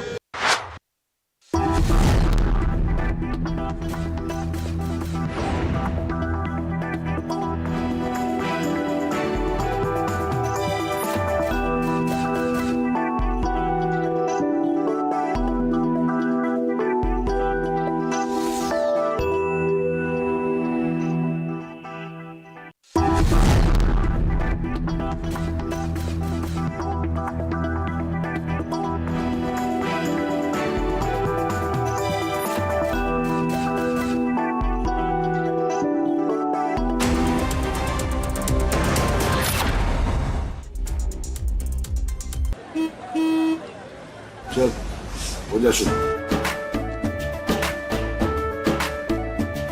केसरिया से मन जोगी हुआ रे, दिल झूमे देखो पतवारा हुआ रे, दिल झूमे देखो पतवारा हुआ रे। हर पल मनाओ केसरी त्योहार। विमल, बोलो जुमा Kesari. For a country taking bold strides in economic growth and scientific advancement, India's digital success story is a unique study in brilliance. Semiconductors, space tech, EVs, fintechs, health techs, and more. Entrepreneurs driving India's brand new success story deserve a salute. Republic Business is all set to host its first ever Emerging Technology Awards. If you think your work qualifies, if you think you could inspire hundreds at home and beyond, do apply or nominate. For more details, log on to www.rbeta.in.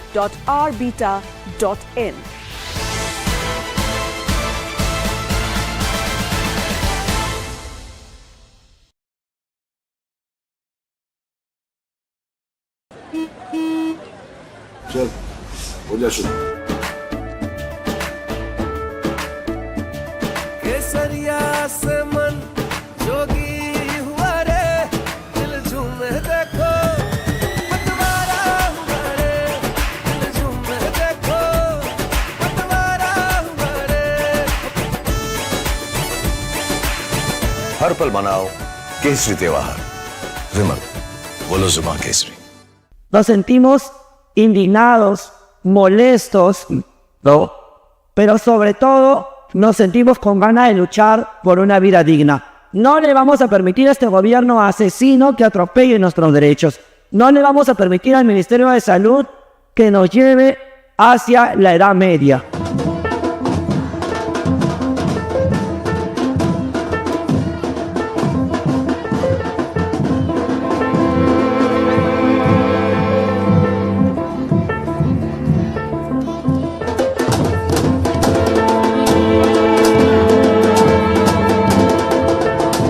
Nos sentimos indignados, molestos, ¿no? Pero sobre todo nos sentimos con ganas de luchar por una vida digna. No le vamos a permitir a este gobierno asesino que atropelle nuestros derechos. No le vamos a permitir al Ministerio de Salud que nos lleve hacia la...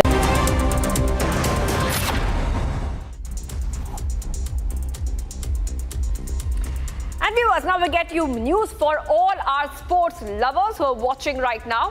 The battle for playoffs has been settled, an IPL season that will surely be the most memorable for RCB fans. Royal Challengers Bengaluru have done the unthinkable. They have managed to come out of a poor start of the season to go on and clinch their spot in the IPL playoffs.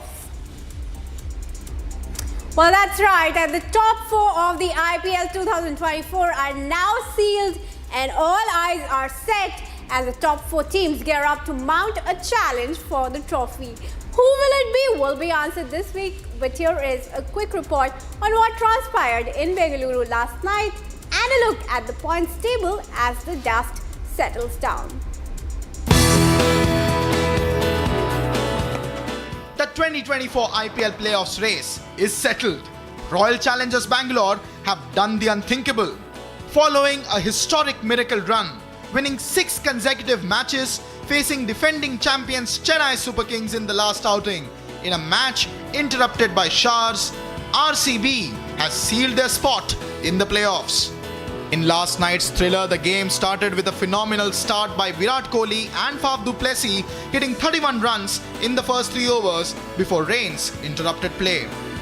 However, on the other side, it was the key partnerships of RCB that took them to the target of 218 runs in the first innings. While CSK had a tough power play, with wickets lost in rapid succession, it all came down to the last over, when Chennai Super Kings needed 17 runs in just 6 balls. While MS Dhoni hit it out of the park on the very first ball of the last over, he fell on the next ball, with Yash Dayal bowling a phenomenal last over to seal the 6th straight win for his team. With this, the race for the playoffs comes to a close for IPL 2024 as its top 4 teams are sealed on the table. It was Kolkata Knight Riders who sealed the top spot early on in the playoffs race, and that is where they will remain as they gear up for their match tonight against Rajasthan Royals for bragging rights. On the other hand, the second qualifier is Rajasthan Royals, who dominated the table earlier in the season with 8 wins in their first 9 matches, and they have since been on a losing streak. Can they change that tonight? On spot number 3 is Sunrisers Hyderabad, whose run in the IPL has been nothing short of historic, mounting some Herculean targets and chasing this season. Can their batters do it for them in the playoffs? And last but not the least, Royal Challengers Bengaluru have earned their spot against all odds. Will the winning streak of 6 games extend on to help them clinch their maiden title like their women's team? The answer to all these questions will be given this week, starting tonight. Well, much more coming up as we go live this morning. Delhi CM Kejriwal challenges the Prime Minister. Aam Aadmi Party to Gherav BJP headquarters have made claims of targeting Aam Aadmi Party leaders with jail threats. Coming up next, we are now live and breaking.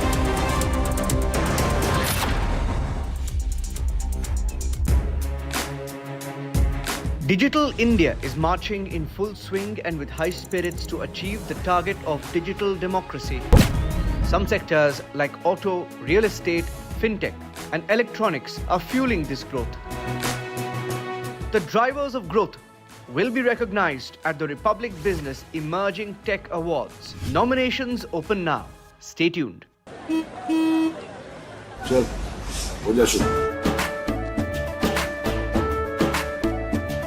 केसरिया से मन जोगी हुआ रे दिल झूमे देखो पतवारा हुआ रे दिल झूमे देखो पतवारा हुआ रे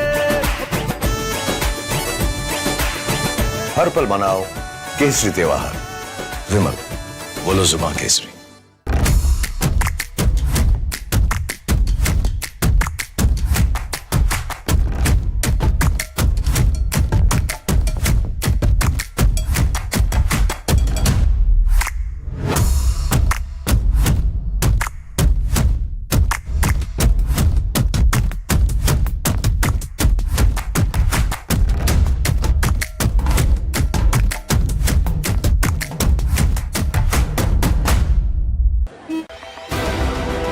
उद्धव ठाकरे को नकली शिवसेना बोलने की क्या जरूरत? प्रधानमंत्री उनको नकली शिवसेना क्यों कहते हैं? देखिए, नकली तो हो ही गई क्योंकि इतने सालों तक हिंदू हृदय सम्राट शिवसेना प्रमुख बाला साहब ठाकरे जी ने अपने भाषण की शुरुआत मेरे तमाम हिंदू बहनों, भाइयों और माताओं ऐसी की। कल तक उद्धव ठाकरे भी अपने भाषण की शुरुआत करते थे मेरे तमाम हिंदू बहनों, भाइयों और माताओं। लेकिन इंडिया आघाड़ी की जो पहली सभा हुई, उस सभा के बाद वो हिंदू शब्द का उच्चारण नहीं करते, तो ये नकली शिवसेना हो गई।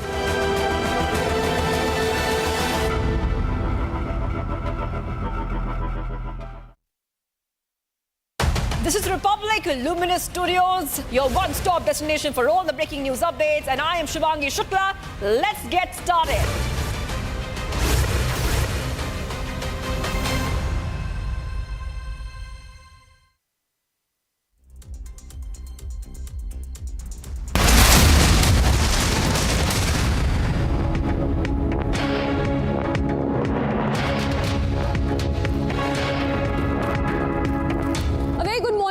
I'm Samiksha Srivastava. You're watching Live and Breaking.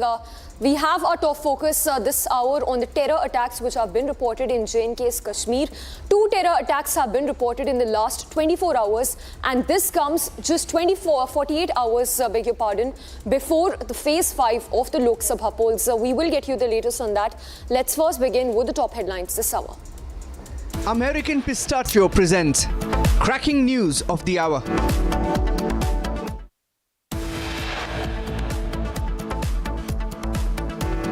In custody for 5 days over Assaultgate, Delhi police sources say attacker Bibhav not cooperating. Delhi police sources say CCTV footage of Kejriwal's residence from May 13th is missing.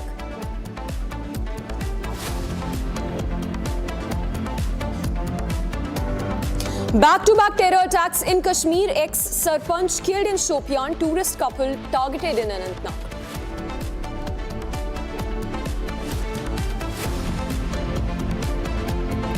Yogi Adityanath makes a big statement, says with the Prime Minister in power, POK will be back with India in 6 months' time. And amid 6 women uprising against sexual violence, Himanta Biswa Sarma to visit Sandeshkhali today.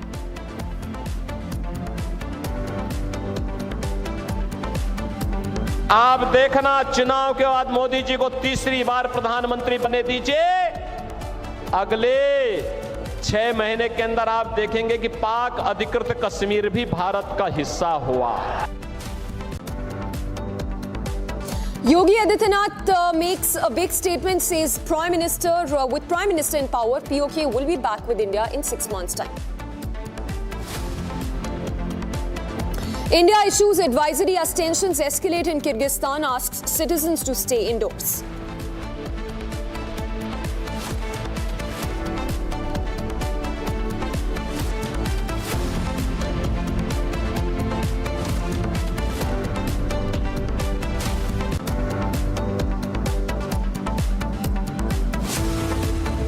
And viewers, we begin first up with a probe on Assaultgate, which involves Swati Maliwal.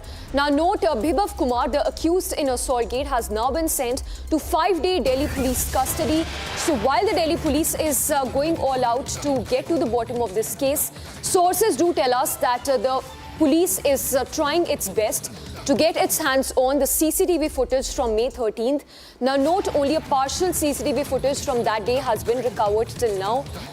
While the police is trying to get the full footage from Kejriwal's residence, it seems that the evidence has been tampered with, as is being stated by sources in Delhi police. In fact, that's a claim that's also been made by Swati Maliwal, that there's an attempt to tamper with evidence at Chief Minister Kejriwal's residence. Also, in another development that is coming in is that Bibhav's phone has been sent for expert examination after he refused to share the password of his phone. Sources even tell Republic that Kejriwal's aide, Bibhav, also formatted his phone in Mumbai. This when Delhi police officials, as Delhi police officials are now mulling whether they should be going to Mumbai next to retrieve the data from Bibhav's mobile phone, which has now been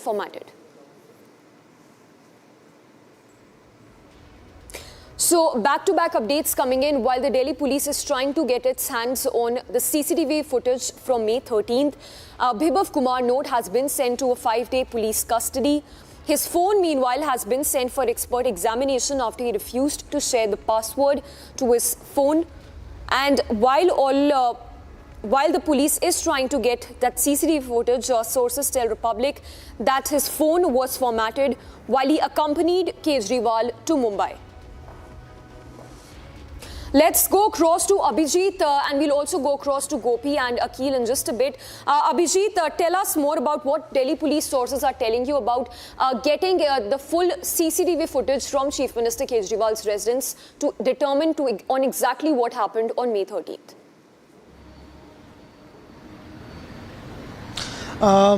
Well, yes, during the late evening hearing in the T. Hazari court yesterday, Bibhav Kumar's counsel had been told the court that Swati Maliwal has exaggerated the entire matter, and even though the incident took place on 13th of May, she had reported it on 16th May.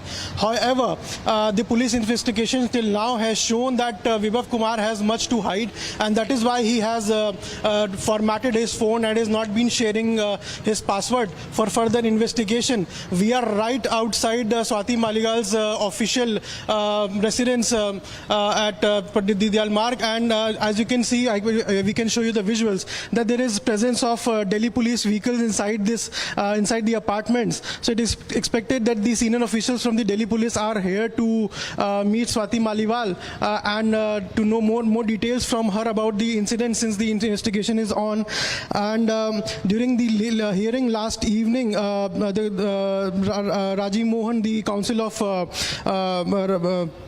Bibhav Kumar, had told the court that Swati Maliwal is exaggerating the incident, and she was not banged on, her head was not banged on the table, and her clothes were even not torn. But however, the investigation right now, till now, and the Delhi police sources. Abhijit, stay with us. Let's go across to Akhil also, who's joining us live from outside Kejriwal's residence. Akhil, we understand that the Delhi police is trying to get the CCTV DVR from Kejriwal's residence, while Chief Minister is trying his best to not let that DVR of the CCTV to be given to the Delhi police. Take us once again on exactly what the Delhi sources, police sources are telling you about the investigation and that CCTV so far. Well, according to the Delhi police sources, that what has happened so far in this case, that Bibhav Kumar tried to hide the details of those CCTV. This has been the claim of Aam Aadmi Party senior leader Swati Maliwal also. She has tweeted last night saying that the CCTV footage was chopped because the CCTV footage which Aam Aadmi Party has released has got an approximately length of 49 seconds. So it has not got the complete entire sequence. This is what Swati Maliwal has been claiming constantly, that the entire CCTV footage has not been revealed by the Aam Aadmi Party, and they are trying to hide some evidence. And if you see right now, I'm just standing outside Mr. Arvind Kejriwal's residence. From here, he is supposed to leave around 12 noon this morning itself for the for the BJP headquarters, because he has given a call for the protest, and he has said that today some senior leaders from Aam Aadmi Party, including MPs and MLA, will reach to the BJP headquarters to raise their voice. And he has claimed that BJP has been a part of this entire conspiracy, and he also claimed that not only one or two leaders, but several leaders of the top brass from the BJP has been involved in such kind of maligning the Aam Aadmi Party image in this case. Akhil, stay with us. In fact, this is more source-based information that is just coming in. Sources in the Delhi police say that while there is an attempt to tamper with evidence, they did try and seize some part of the CCTV footage, which shows only a blank footage from May 13th, which essentially points to facts that there is a strong possibility that evidence has been tampered with. This is the May 13th footage. Sources in Delhi police have informed that CCTV footage from May 13th of Kejriwal's residence, the day of the assault, is still missing. While a part of that CCTV footage has been seized, it's nothing but a blank footage. So Delhi police is now suspecting that the evidence has been tampered with at Kejriwal's residence. Akhil, coming across to you again, that's exactly what you were discussing here. There is a strong possibility that the CCTV footage from May 13th has been tampered with. This, as the seized CCTV shows that this is nothing but a blank footage that's been recovered till now.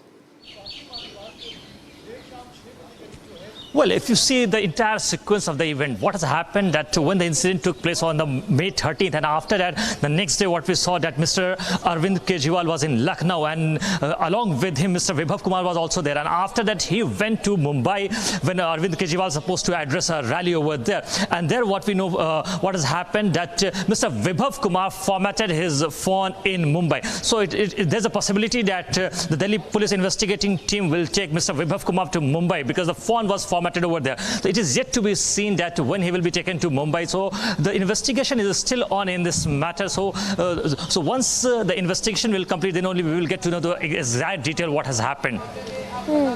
Akhil and Abhijit, thank you for the moment. And as we speak, Akhil giving us important details that Bibhav formatted his phone while he toured with Kejriwal to Mumbai. So questions being raised at the stage as to why would Bibhav Kumar format his phone in the first place. And while we are tracking the latest on this big story, note that the Aam Aadmi Party is also planning to carry out a mega showdown outside the BJP headquarters, tracking all those leads very closely. Akhil and Abhijit, thank you for the moment.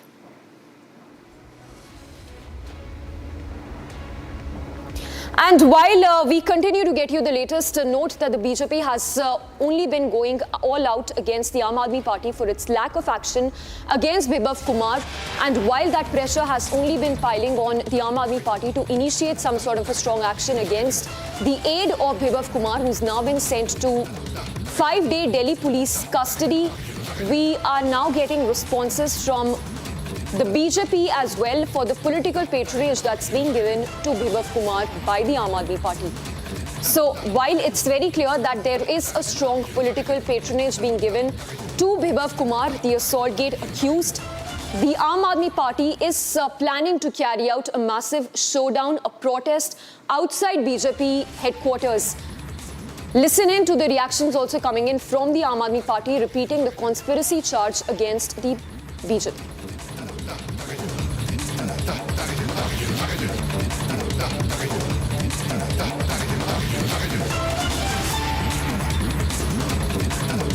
सारे कार्यकर्ता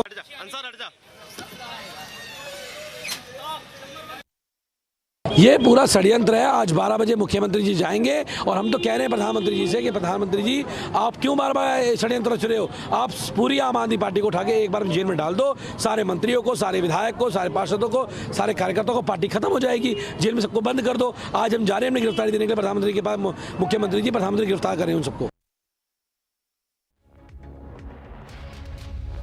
ये पूरा षड्यंत्र है। आज 12 बजे मुख्यमंत्री जी जाएंगे और हम तो कह रहे हैं प्रधानमंत्री जी से कि प्रधानमंत्री जी आप क्यों बार बार षड्यंत्र रच रहे हो। आप पूरी आम आदमी पार्टी को उठा के एक बार जेल में डाल दो, सारे मंत्रियों को, सारे विधायक को, सारे पार्षदों को, सारे कार्यकर्ताओं को, पार्टी खत्म हो जाएगी। जेल में सबको बंद कर दो। आज हम जा रहे हैं अपनी गिरफ्तारी देने के लिए प्रधानमंत्री के पास।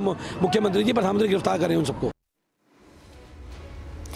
And while we will continue to get you the latest on the Assaultgate probe all through the day, let's shift focus to news that's coming in. A quick alert from J&K's Kathua, where a fire was reported at a forest in the Kathua region. Hello, Moto. Motorola, India's best 5G smartphone brand.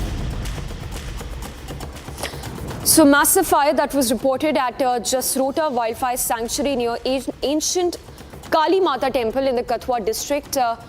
It's believed that many animals were charred to death as the fire was brought under control only 6 hours later.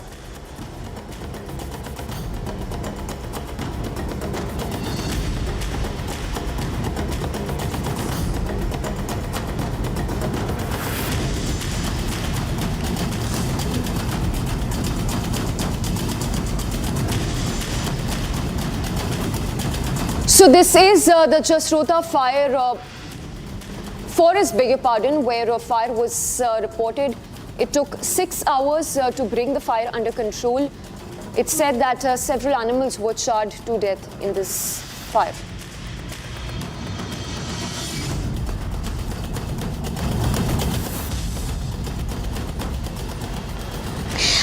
all that had happened yesterday at the 30 Hazari court with Bibhav Kumar.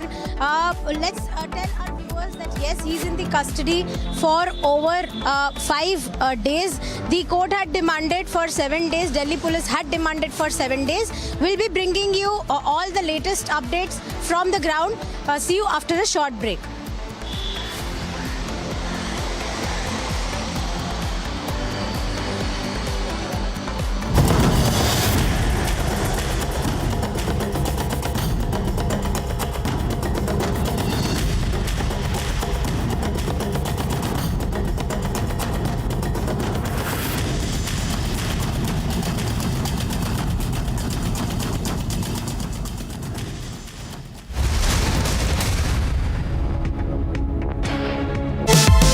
Powered by Vimal, Polo Zuban Kesari.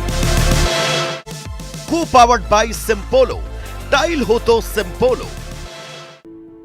In the India Today Best Universities 2023 survey, India's #1 ranked universities in various streams are JNU Delhi, Amity University, AIMS Delhi, IIT Delhi, and National Law School Bengaluru.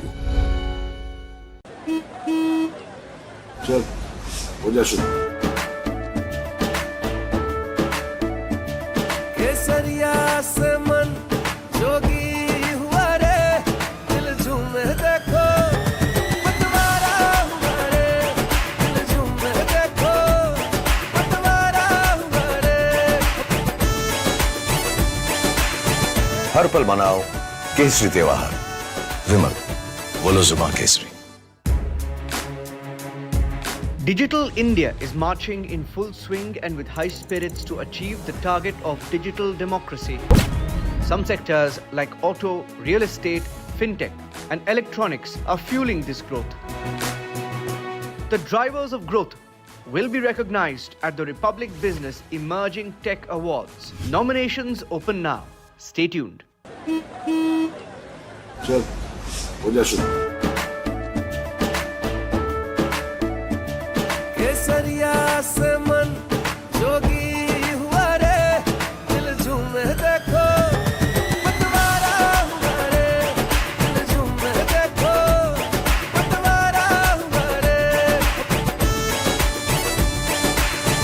हर पल मनाओ केसरी त्योहार विमल बोलो जुबान Kesari Nos sentimos indignados, molestos, ¿no? Pero sobre todo nos sentimos con ganas de luchar por una vida digna. No le vamos a permitir a este gobierno asesino que atropelle nuestros derechos. No le vamos a permitir al Ministerio de Salud que nos lleve hacia la Edad Media.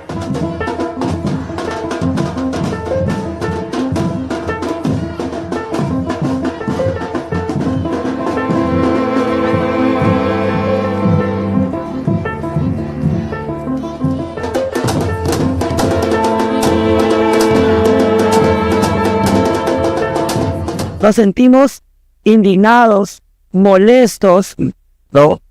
Pero sobre todo nos sentimos con ganas de luchar por una vida digna. No le vamos a permitir a este gobierno asesino que atropelle nuestros derechos. No le vamos a permitir al Ministerio de Salud que nos lleve hacia la Edad Media. Nos vamos a exigir la derogación de esta norma, pero también vamos a exigir la implementación de el documento que clasifica internacionalmente a las enfermedades. El CIE 11, que es el documento actual, retira de la lista de enfermedades a las orientaciones sexuales y a las identidades de género.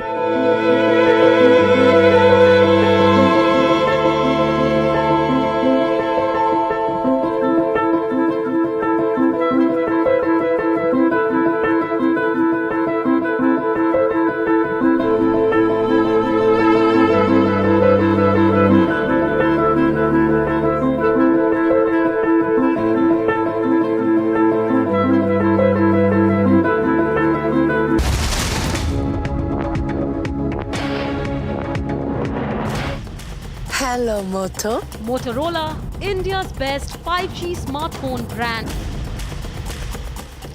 And in news that's just coming in from Karnataka, where an Indian Express flight that was Kochi bound from Bengaluru had to make an emergency landing last night at around 11 p.m. This after it reported fire in one of its engines. A full-scale emergency was declared and the fire was promptly extinguished. Upon landing, all 179 passengers and 6 crew members have been successfully evacuated from the aircraft. So this happened late last night, post 11 p.m. when the Kochi-bound flight had to make an emergency landing after one of its engines caught fire, as is visible on these visuals.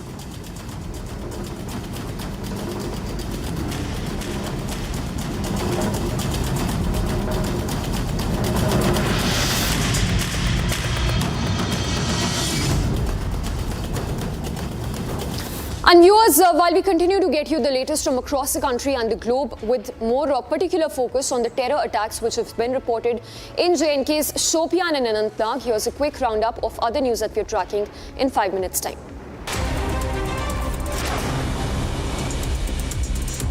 Two terror attacks have been reported in J&K's Shopian and Anantnag.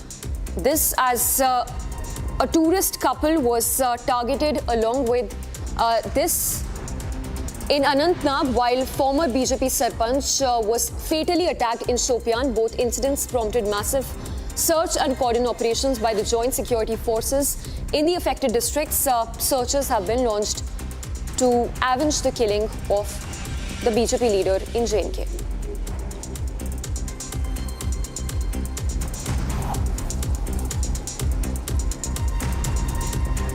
A terrorist shot and injured a Jaipur resident and spouse of the Breeze, another tourist. She was evacuated. She was taken to a hospital for treatment. The area has been cordoned off by Kashmir police.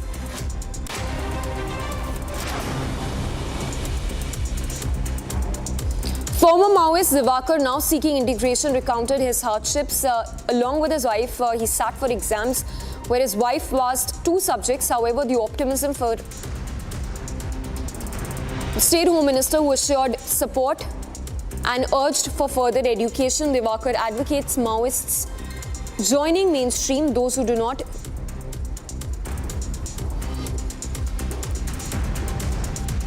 दोनों जन परीक्षा दिलाए थे, वो 2 विषय में पास हो गया, 3 विषय में फेल हो गया। गृह मंत्री से बात हुआ, वो बोला था कि आपको 10वीं पास हो गया, आपको बधाई, मेरे तरफ से बधाई हो करके बोला था, और कुछ समस्या होगा तो बताना, और आप लोग पढ़े लिखे में और भी आगे बढ़ना है करके बोला था। State BJP Secretary Raghunandan Rao accused the BRS MLC Venkatram Reddy of using police vehicles to collect election funds. He cited the confession of former DCP Radhakrishnan Rao, who claimed an SI was involved in collecting money for the BRS party. Rao questioned the lack of police action against Reddy despite clear evidence. That Rajpushpa Construction Company, on behalf of BRS party, in the police vehicle with the escort of the SI, they collected huge amounts in Hyderabad in different localities, and that was used in the assembly elections of 2023.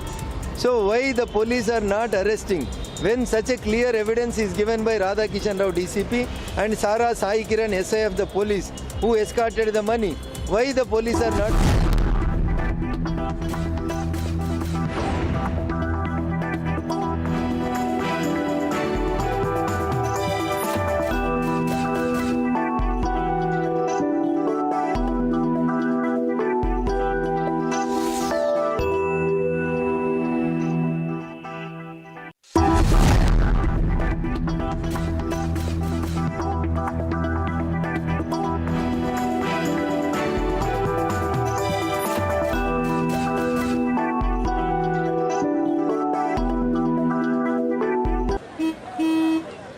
चल हो जा शुरू। केसरिया से मन जोगी हुआ रे, दिल झूमे देखो, पतवारा हुआ रे, दिल झूमे देखो, पतवारा हुआ रे। हर पल मनाओ केसरी त्योहार। विमल, बोलो जुबान केसरी।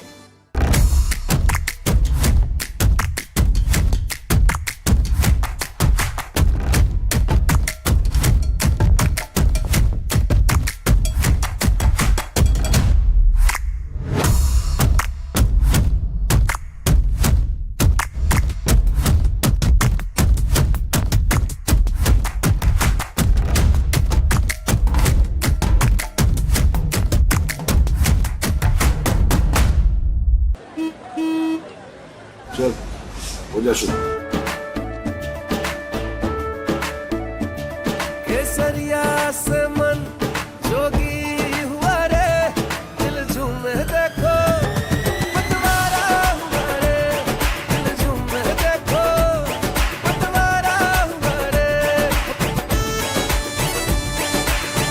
हर पल मनाओ केसरी त्योहार। विमल, बोलो जुबां Kesari. Supreme's over 9,000 and more plumbing and drainage products and water tanks are made from high-quality raw materials and innovative designs. Supreme Total Piping Solutions, with you for a lifetime. For a country taking bold strides in economic growth and scientific advancement, India's digital success story is a unique study in brilliance. Semiconductors, space tech, EVs, fintechs, health techs, and more. Entrepreneurs driving India's brand new success story deserve a salute. Republic Business is all set to host its first ever Emerging Technology Awards.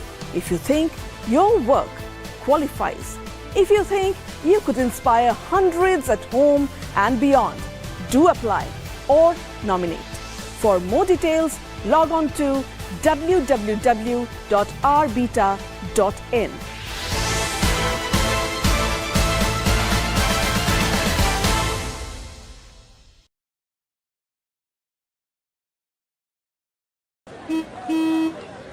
चल हो जा शुरू। केसरिया से मन जोगी हुआ रे, दिल झूमे देखो पतवारा हुआ रे, दिल झूमे देखो पतवारा हुआ रे। हर पल मनाओ केसरी त्योहार। विमल, बोलो जुबां Kesari.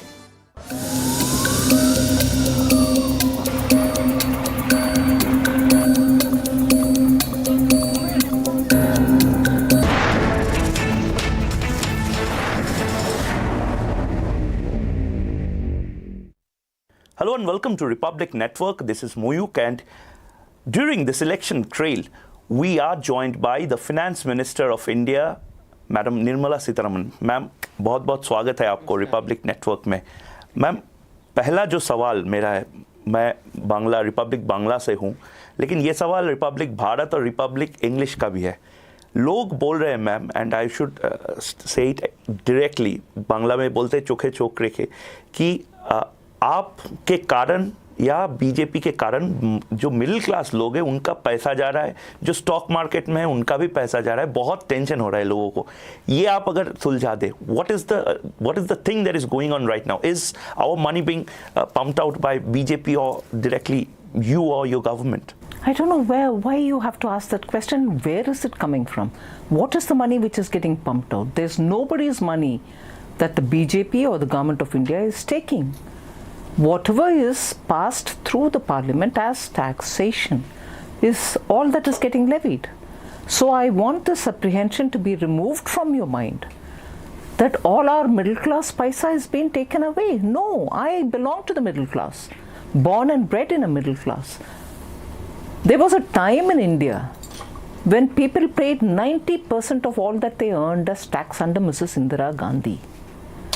It is this government which is given, under Prime Minister Modi's leadership, for the direct taxpayers, meaning income taxpayers, an alternative plan through which you get simpler and lesser rate. And for that, the standard deduction has also been enhanced. So now, till about 7 lakh of incomes, people don't need to pay tax at all. For up to 7 lakh, you don't pay any tax.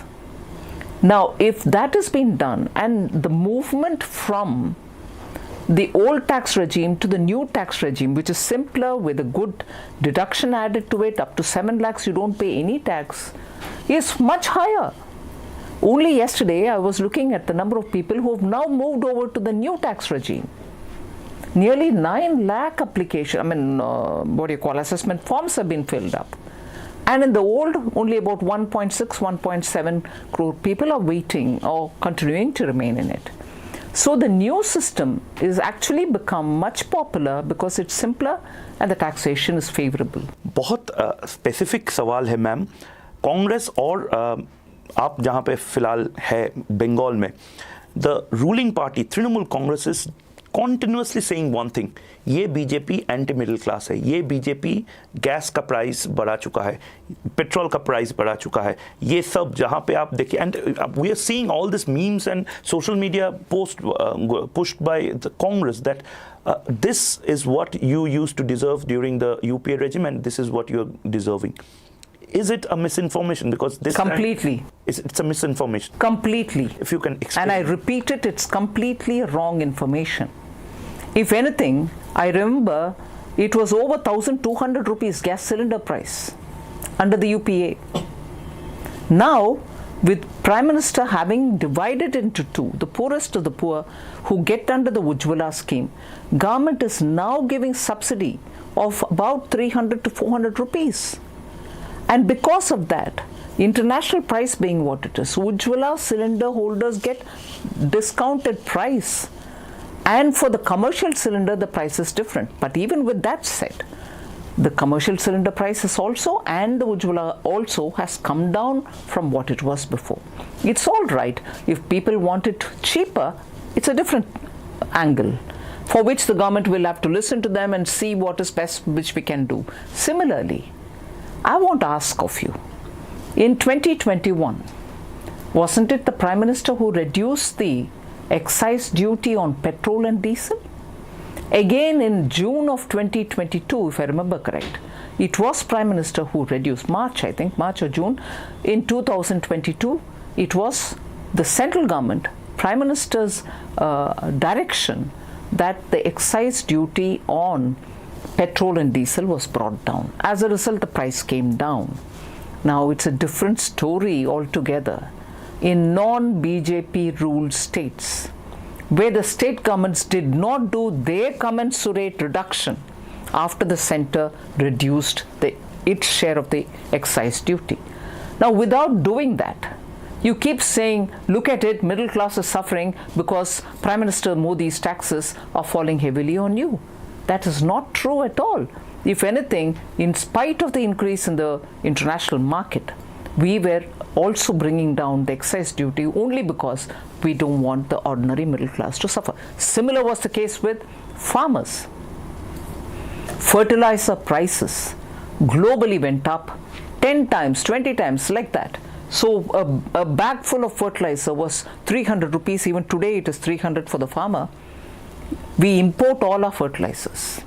They reach the price of 3,000 rupees a bag, which is sold to the farmer at 300. Not once did we raise the price for the farmer. And farmers also, some of them, belong to the middle class. Now, when you talk of middle class, it's not just urban, you and me. There are also middle class in the tier 2, tier 3 cities. Each one has one or the other benefit being given to them. Affordable houses for 45 lakhs. Interest subvention is offered. That's given by the central government. Similarly, for businesses which are run by MSME units, who are also middle class people who are running their units, manufacturing units, there are concessional loans given to them. During the COVID, across the board for all the MSMEs, we gave emergency credit liquidity guarantee scheme where the central government guaranteed you didn't have to give additional collateral. But ma'am, how do you combat this misinformation? Economics, the jargons, the heavy words. Like I'm totally a student of literature, but I'm going to vote. I have this equal power with finance minister भी vote करेंगे, मैं भी vote करूँगा, farmer भी vote करेंगे. तो आप ये misinformation को कैसे हटाएंगे? बहुत कुछ किया है आपने बोला है, लेकिन how do you? By repeatedly answering questions such as yours. You seem to have, I have no problem, do ask me. I'm not hitting at the proverbial so-called, we are the messengers, you're hitting at us. Don't get into that So you don't have a problem asking? You can ask, but I would want you to ask the same thing also to those who are doing the dushprachar.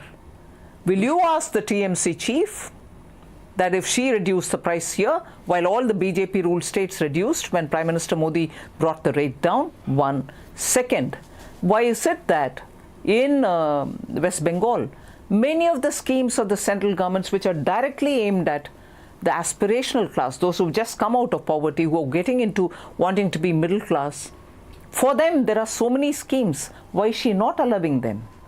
Wouldn't you want to ask her that question? Isn't the middle class, the poorer, lower middle class people of Bengal not deserving of all the schemes which Prime Minister Modi is bringing? You didn't allow that. And when you didn't allow these schemes to come, when you didn't reduce the price, when Modi reduced the excise duty, you go about saying that it is Prime Minister Modi's taxes which are burdening the middle class. I would want you, media, to ask your own Chief Minister in Bengal, what was Bengal earlier and what is it now? Do you know that in Bengal, you're worried about middle class? I want to tell you, for 20 years now, continuously, 2 decades, the per capita income of Bengal is much lower than the national average. Is that not affecting the middle class? But once Murshidabad alone, one district used to garner 5% of the world GDP during pre-independent era in Bengal. Please remind that also and tell her that for 2 decades continuously, the per capita income of Bengal is much lower than the national average. Who is responsible, ma'am? Well, that's what I'm asking. If the national average... Bengalis or the people of Bengal are suffering. You've asked me a question, I'll answer it. Please. So when the national average is higher than your state's average, who's responsible, pray? Directly you can answer that. One.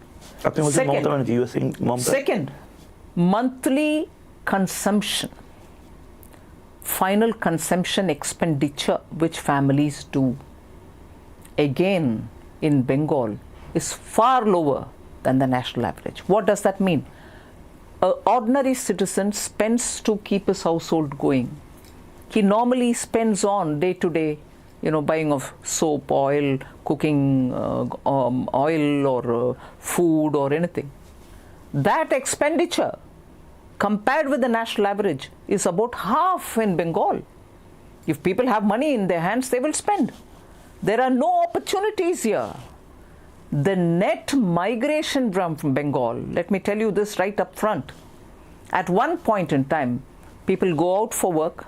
There are many who come here in search of work. Net, Bengal used to receive more people coming to Bengal to work. Today, since 2010, let me put it on your record.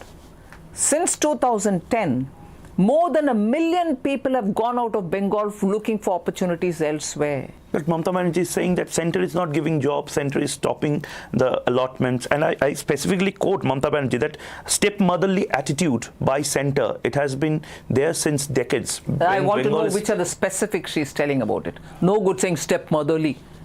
I want to ask which is the specific area in which we've not given her the help. More than 10,000 crores have been given in the last 3 years only for the state to spend on capital expenditure so that it can create jobs, you create assets. For Bengal only? Only for Bengal. Special capital assistance for states. All states receive. Bengal alone received since 2021-22, 22-23, 23-24. More than 10,000 crores have come to the state for building capital assets, which would generate jobs, which will generate demand for core industries, because if you're building something, you need steel, you need cement. So 10,000 crores have been given. All right? Then, I'm sorry to say, since you're repeatedly referring to your Honorable Chief Minister, every scam that has happened in this state, whether it is the teachers related, whether it is PDS related, whether it is midday meal related, you look at it, they are all schemes which are affecting the poorest of the poor. In that, there are scams. 23,000 people were recruited and the Supreme Court has said, please, no, it's wrong. Are they not middle class and poor? Who sold whatever little things that they had and bribed your minister, who was arrested subsequently, to get the jobs. So you are saying that this is Mamata Banerjee who is anti-middle class? I'm saying that every scandal that has happened in Bengal, which has gone to the Supreme Court, after passing through the High Court, after passing through various agencies, are all hitting the poorest of the poor. PDS. Who benefits from public distribution system? Teacher recruitments. Who are the kind of people? Are they top industry's daughter or sons? The scandals are all happening here in Bengal on those schemes which are funded also by the center. The state may also put something into the scheme. But that which is aimed at improving the lot of the poorest of the poor. She's shedding tears for middle class. The poorest of poor in Bengal are being ripped off. What is PDS scam? What is Manrega scam? What is this midday meal scam? And what is the teacher recruitment? Are they not aiming at the middle and the poor class? It is there she and her ministers, I'm sorry to say, are accused of having ripped off people. And in this case, at least the teacher recruitment, the verdict has come from Supreme Court. So in what way are you accusing Prime Minister Modi as, not doing anything for middle class? Whatever little is being done, you're ripping them off. I think the Bengal government led by Mamata Banerjee, the Chief Minister, has a lot to answer. And your question, therefore, is not to me. It should be asked of her. I'm giving you solid examples. I'm also quoting you, ma'am, if you can clarify our viewers regarding this. And I specifically quote that you have said that I won't pay for the fake beneficiaries in Bengal. Also, you have accused state government of cheating taxpayers and said that baap ka paisa hai kya ki aise dunga. What is this language, ma'am? Why not? What language do you want me to speak? The Sandeshkhali language? Tell me. Is it my father's money is perfectly acceptable at a Bengal where violence, political violence is the language you speak? I don't do political violence. I'm sorry, I don't know with what intention you're asking me to answer these kind of questions. It is the truth that nearly 25 lakh fake bills were given. Whose money is there in the Consolidated Fund of India? Taxpayers' money, your taxpayers' money, so his money. That's what is there. And it is that money that I have to carefully spend. It's not my parents' money. I repeat. What kind of language? What's the objection you have in that language? Is that my father's money? I still ask you.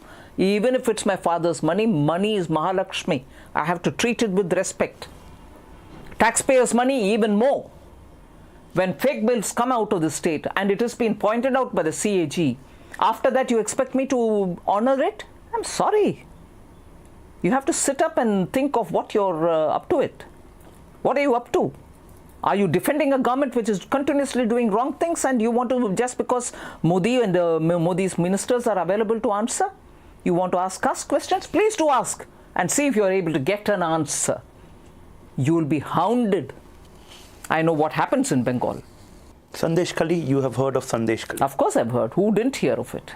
And 55 days when this man was given protection by the ruling party. Sheikh Shahjahan.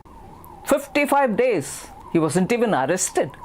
But Mamata Banerjee is saying that the entire thing has been framed. It's a conspiracy, deep conspiracy by the BJP to malign Bengal, to malign Trinamool Congress. Every time it hits her honor.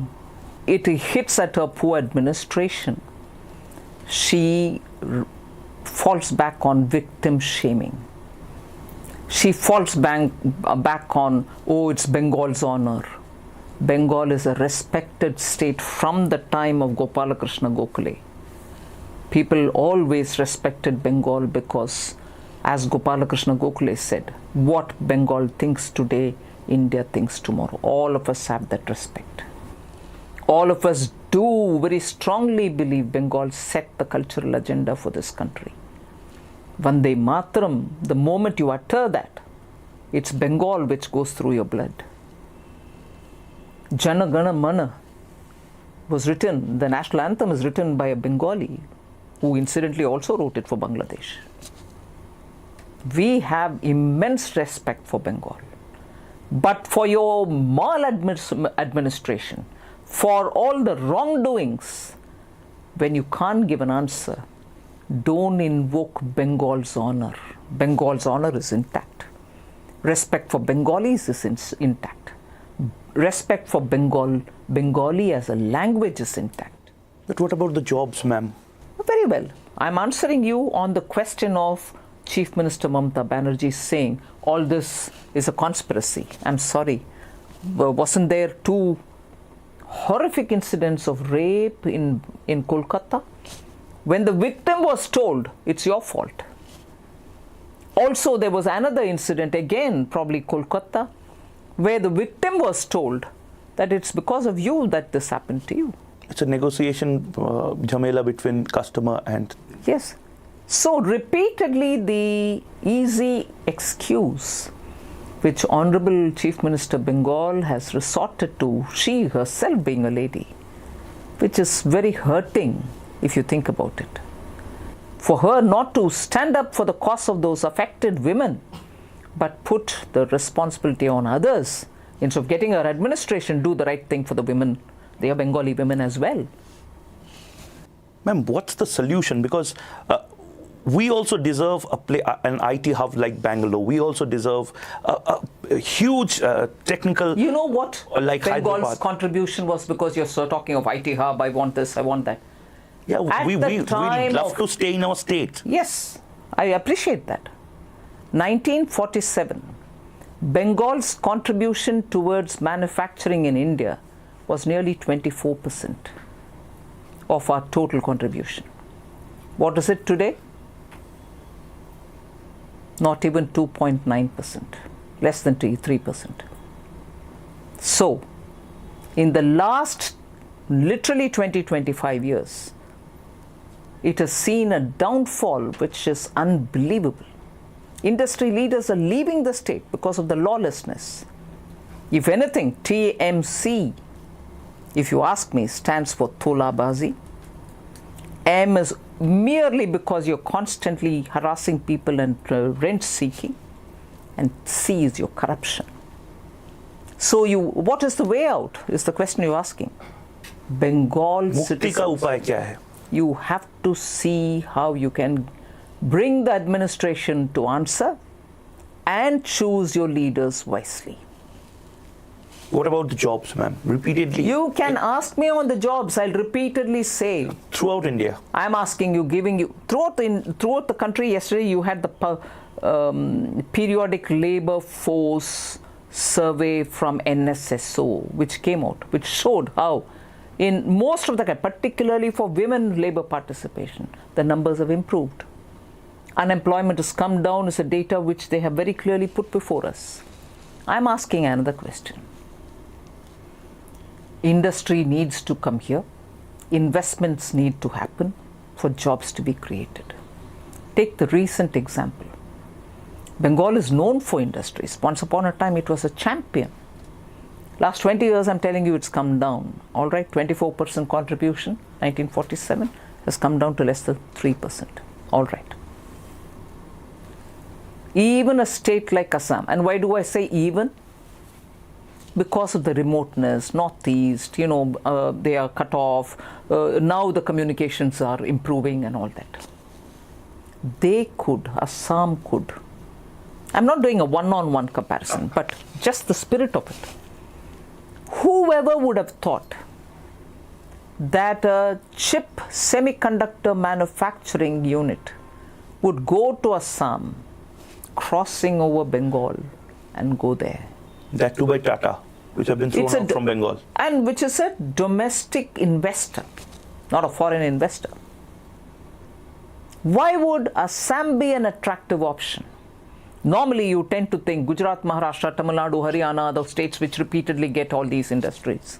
And you need an ecosystem, you say, when you're talking of high frontier end industries.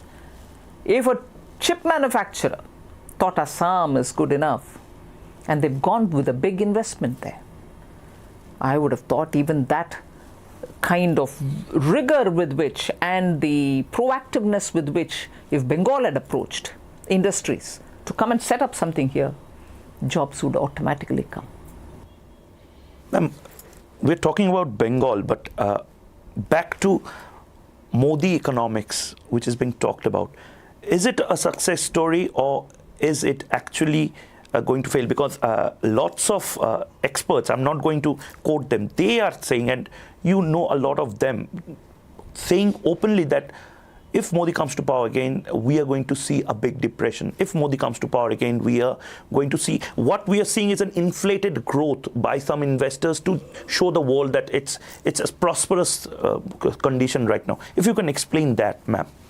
India is the fastest growing economy, comparable size wala economy. If you keep them all together, India is fastest growing, and that despite COVID, just despite the two wars which are going on, despite what the global disruptions in terms of trade is happening.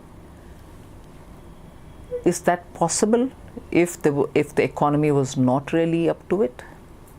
I want to ask, because you're quoting all these observers, economists, all of whom said this, I want to ask of you.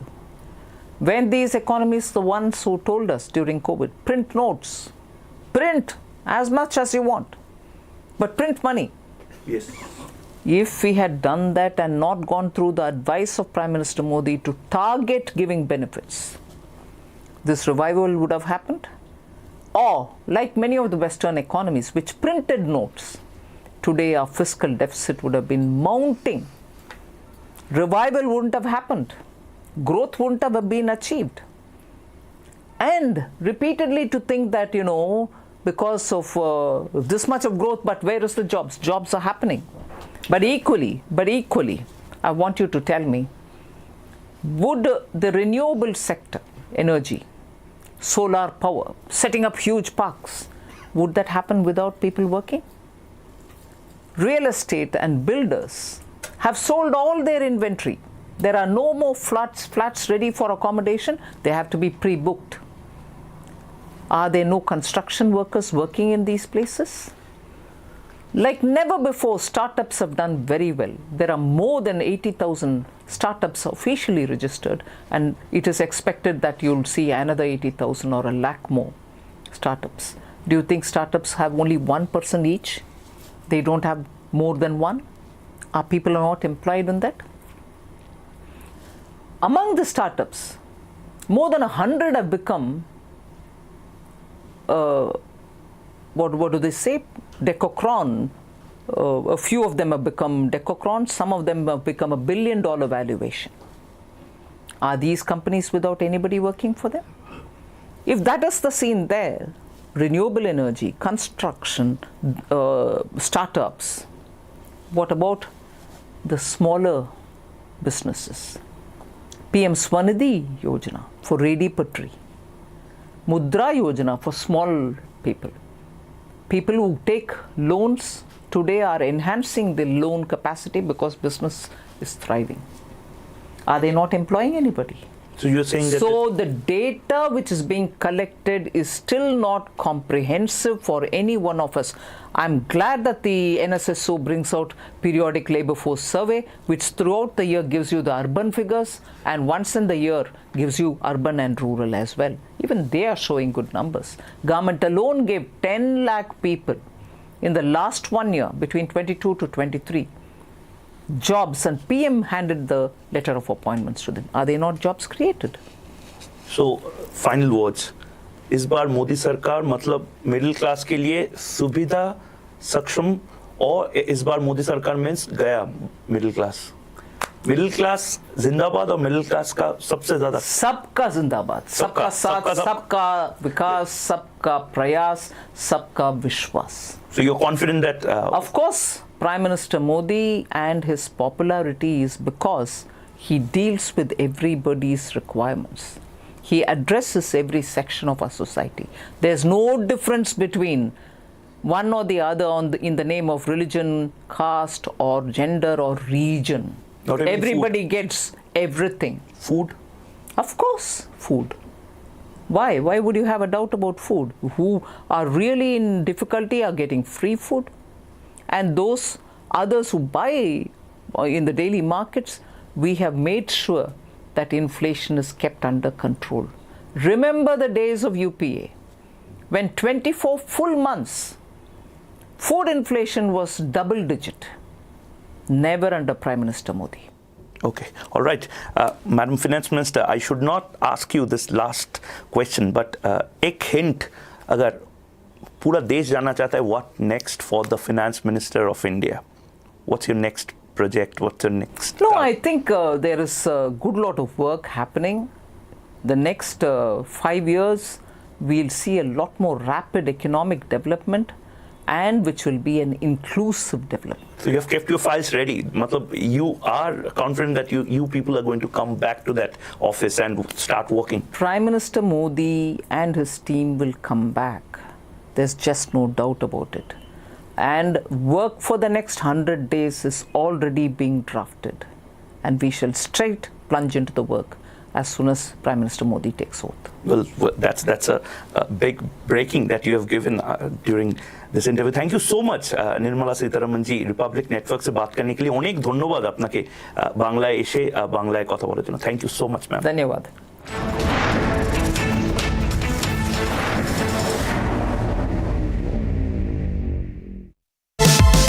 Powered by Vimal, Polo Zuban Kesari. Co-powered by Simpolo. Tile ho to Simpolo. चल हो जा शुरू.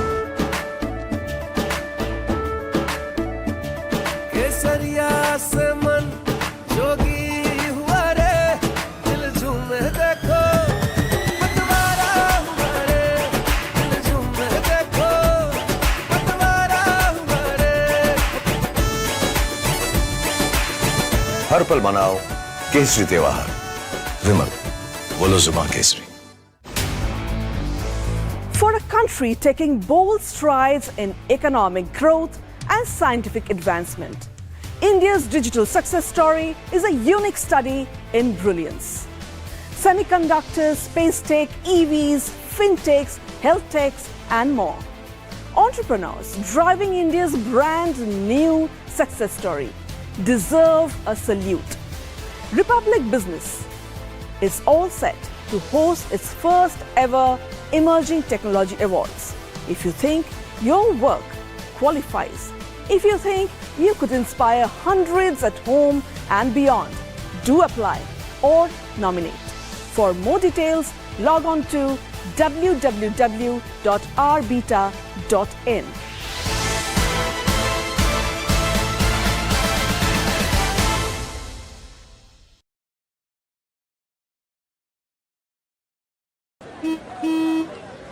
चल हो जा शुरू. केसरिया से मन जोगी हुआ रे, दिल झूमे देखो पतवारा हुआ रे, दिल झूमे देखो पतवारा हुआ रे. हर पल मनाओ केसरी त्योहार. Hello, Moto. Motorola, India's best 5G smartphone brand, brings you the latest breaking news updates from across the country only on Republic TV. And I am Rakshita Mishra. चल हो जा शुरू. केसरिया से मन जोगी हुआ रे, दिल झूमे देखो पतवारा हुआ रे, दिल झूमे देखो पतवारा हुआ रे. हर पल मनाओ केसरी त्योहार. विमल, बोलो जुबान Kesari. Nos sentimos indignados, molestos, ¿no? Pero sobre todo nos sentimos con ganas de luchar por una vida digna. No le vamos a permitir a este gobierno asesino que atropelle nuestros derechos. No le vamos a permitir al Ministerio de Salud que nos lleve hacia la Edad Media.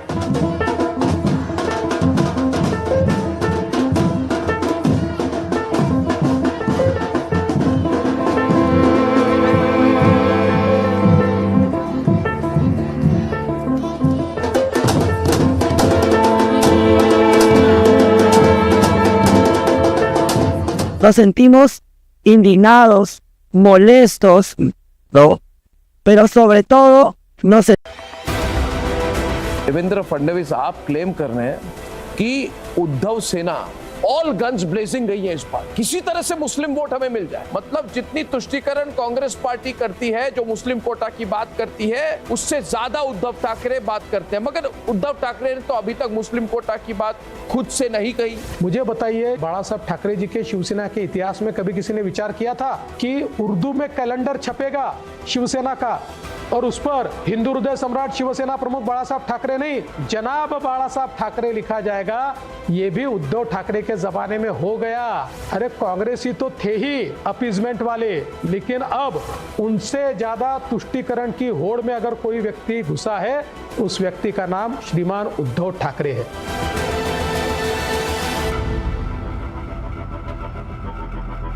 This is Republic Luminous Studios, your one-stop destination for all the breaking news updates, and I am Shivangi Shukla. Let's get started.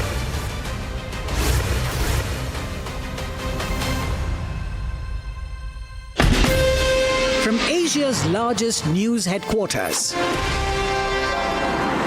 setting the agenda for Bharat.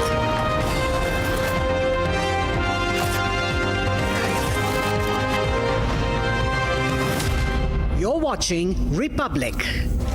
जब हिंदुस्तान मिले हिंदुस्तान से, जेके tyre, देश का tyre.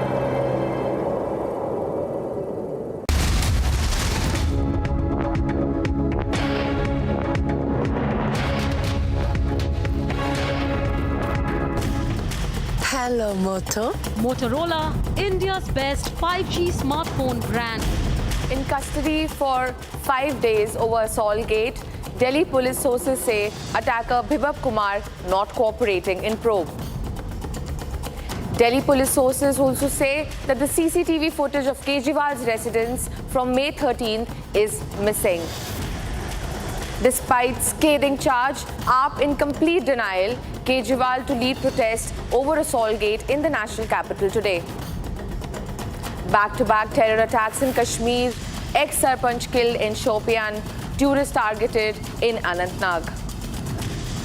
Amid women's uprising against sexual violence, Himanta Biswa Sarma is set to visit Bengal Sandeshkhali today.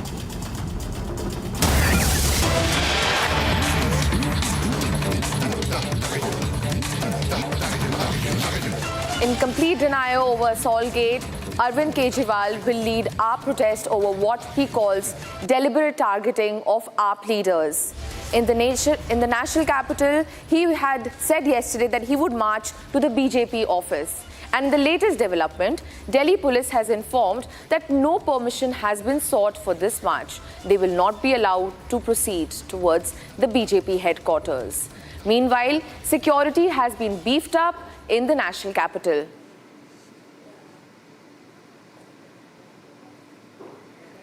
We have my colleague Akhil live with us.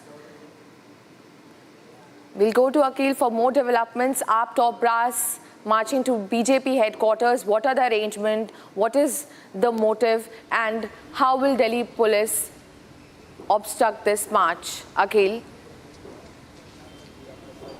Well, absolutely. If you see, Delhi police has issued a statement that no earlier permission was asked from the Aam Aadmi Party side for the protest. What we have seen earlier that right now, I'm just standing outside Mr. Arvind Kejriwal's residence. So what has happened yesterday evening that when Bibhav Kumar was arrested in the afternoon, and then he was supposed to appear in the 30 Hazari court, and he was appeared in 30 Hazari court, and after that 30 Hazari court sent him up for a 5-day police custody. And in that investigation, when the investigation continued, the police team, while according to our sources, has revealed that the information which is supposed to be inside the Delhi Chief Minister's house, which include the CCTV footage, which is a very crucial evidence, is supposed to be missing right now. And Aam Aadmi Party senior leader Swati Maliwal, who is a victim in this case, was assaulted by Mr. Arvind Kejriwal's PA, Mr. Bibhav Kumar, tweeted last night saying that the crucial evidence in this case was missing. And apart from that, the video which Aam Aadmi Party shared is on its Twitter timeline is an edited one, and they have shared just 49 seconds of clip. So that's not the complete story. And if you see she has been further claiming that Aam Aadmi Party is deliberately trying to malign her image, and apart from that, she's saying that they are trying to distort the facts. So if you see the entire sequence of events, when that incident took place on May 13, after that, the second day, what we saw that Mr. Bibhav Kumar, who is a very close aide to Mr. Arvind Kejriwal, was along with him in Lucknow when Kejriwal was supposed to address. And when reporters over there asked him this question in this matter, he ducked that question. And then when Kejriwal went to Mumbai to address a rally of the India Alliance, there what we saw that he also, when Mr. Bibhav Kumar, who is a woman assaulter, he also went over there. And according to our police sources, that was the point in Mumbai only when Mr. Bibhav Kumar, who is an accused in this case, has formatted his phone. And that crucial evidence was destroyed over there at that point of time itself. So the police team is still investigating, and it is yet to be seen that whether the Delhi police investigating team will take Mr. Bibhav Kumar to Mumbai or not. It is yet to be seen in that case. Yes. Thank you, Akhil. We'll move on to Gopi, who will give us developments from the Aam Aadmi Party office on what is their plan of action for the day and how this Assaultgate has been politicized yet again. Gopi, what details do we have on the AAP's intentions for the day? So the recent update from the Aam Aadmi Party office here is Delhi police has not sought any permission. They have not given any permission to move towards the BJP headquarters, which they had planned. I would want my VJ to show the rapid action force arrangement which has been made here. There's also a riot control vehicle present here. So just in case if AAP fails to follow the instructions of Delhi police, the security here is beefed up. To bring things in perspective, yesterday there was a lot of discussion and heated arguments that had happened in the 30,000 court yesterday. Bibhav's lawyers had said that there is a particular problem with respect to data being erased. The 30,000 court had questioned that why is the data erased, and Delhi police had asked for 7 days custody because they would have to go to Delhi to acquire the deleted data, to get the clone of deleted data. So with respect to this, 30,000 court has given 5 days custody and they've given time of 5 days to Delhi police to acquire the erased data of Bibhav Kumar. From the Aam Aadmi Party office, I repeat, no permission has been given by the Delhi police to the Aam Aadmi Party members to proceed towards the BJP headquarters. Security here is beefed up and security at the BJP office is also beefed up. We'll be back with the latest updates. Back to you. We'll keep our colleagues tuned in for developments of the AAP top brass heading towards BJP headquarters later amid beefed up security by Delhi police on obstructions, as she repeated that they would not be allowed to do so. We also have our colleague Akriti from Swati Maliwal's residence. Abhijit from Swati Maliwal's residence. What is the update from Maliwal's residence there, Abhijit? And has Delhi cops been making their visits for any probe? Has she been called to the police station? What is the scenario? Where is the victim of Assaultgate? Well, yes, after last evening when Bibhav Kumar was sent in 5 days police custody, we are at Swati Maliwal's residence, and there was a police team, Delhi police team, including the senior officials who were here in the morning around 7:30, 8 a.m., who were here to meet Swati Maliwal. And Delhi police is now in the process of corroborating all these statements, which were the allegations made by Swati Maliwal. Meanwhile, Bibhav Kumar is also being interrogated. So about his phone and why did he actually formatted his phone, and since the Delhi police has been saying that the CCTV from the CM's residence is also missing. So the police is also coming here to meet Swati Maliwal and trying to corroborate her statements, her allegations against Bibhav's alleged assault on May 13 inside the Delhi CM residence. So far the update from here is that the Delhi police was here in the morning to meet Swati Maliwal, and we'll have to wait and see if the team comes back again to corroborate any other further angle that is to be investigated here. Back to you. Thank you, Abhijit. We'll go back to Gopi, who's reporting us live from the Aam Aadmi Party office. Aam Aadmi Party had said they would march towards the BJP headquarters by 12 noon. It came in a video statement released by AAP Supremo last evening, where he obviously was mum about the Assaultgate, but definitely targeted the BJP for having the custody of, for Delhi police to have the custody of his top aide, Bibhav Kumar. Gopi, what is the update from the AAP office in the national capital?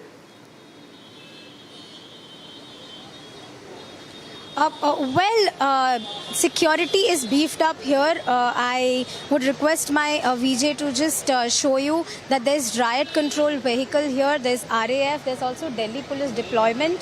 To repeat this for the viewers, Delhi police has not given any permission to the Aam Aadmi Party to march towards the BJP headquarters. While talking about what has been happening since past 3 days, obviously we know that Bibhav Kumar is a strong protection of the Chief Minister Arvind Kejriwal, because obviously because of obvious reasons. To bring about the history of Bibhav Kumar, he also has filed on him for hitting the government officials in 2007, to which LG had given a circular on 10th April that he should be removed from the position of being the personal assistant of Delhi Chief Minister. So putting these things together, yes, there are strong allegations. होता है जो उसे पसंद नहीं है, या कम से कम वो कहता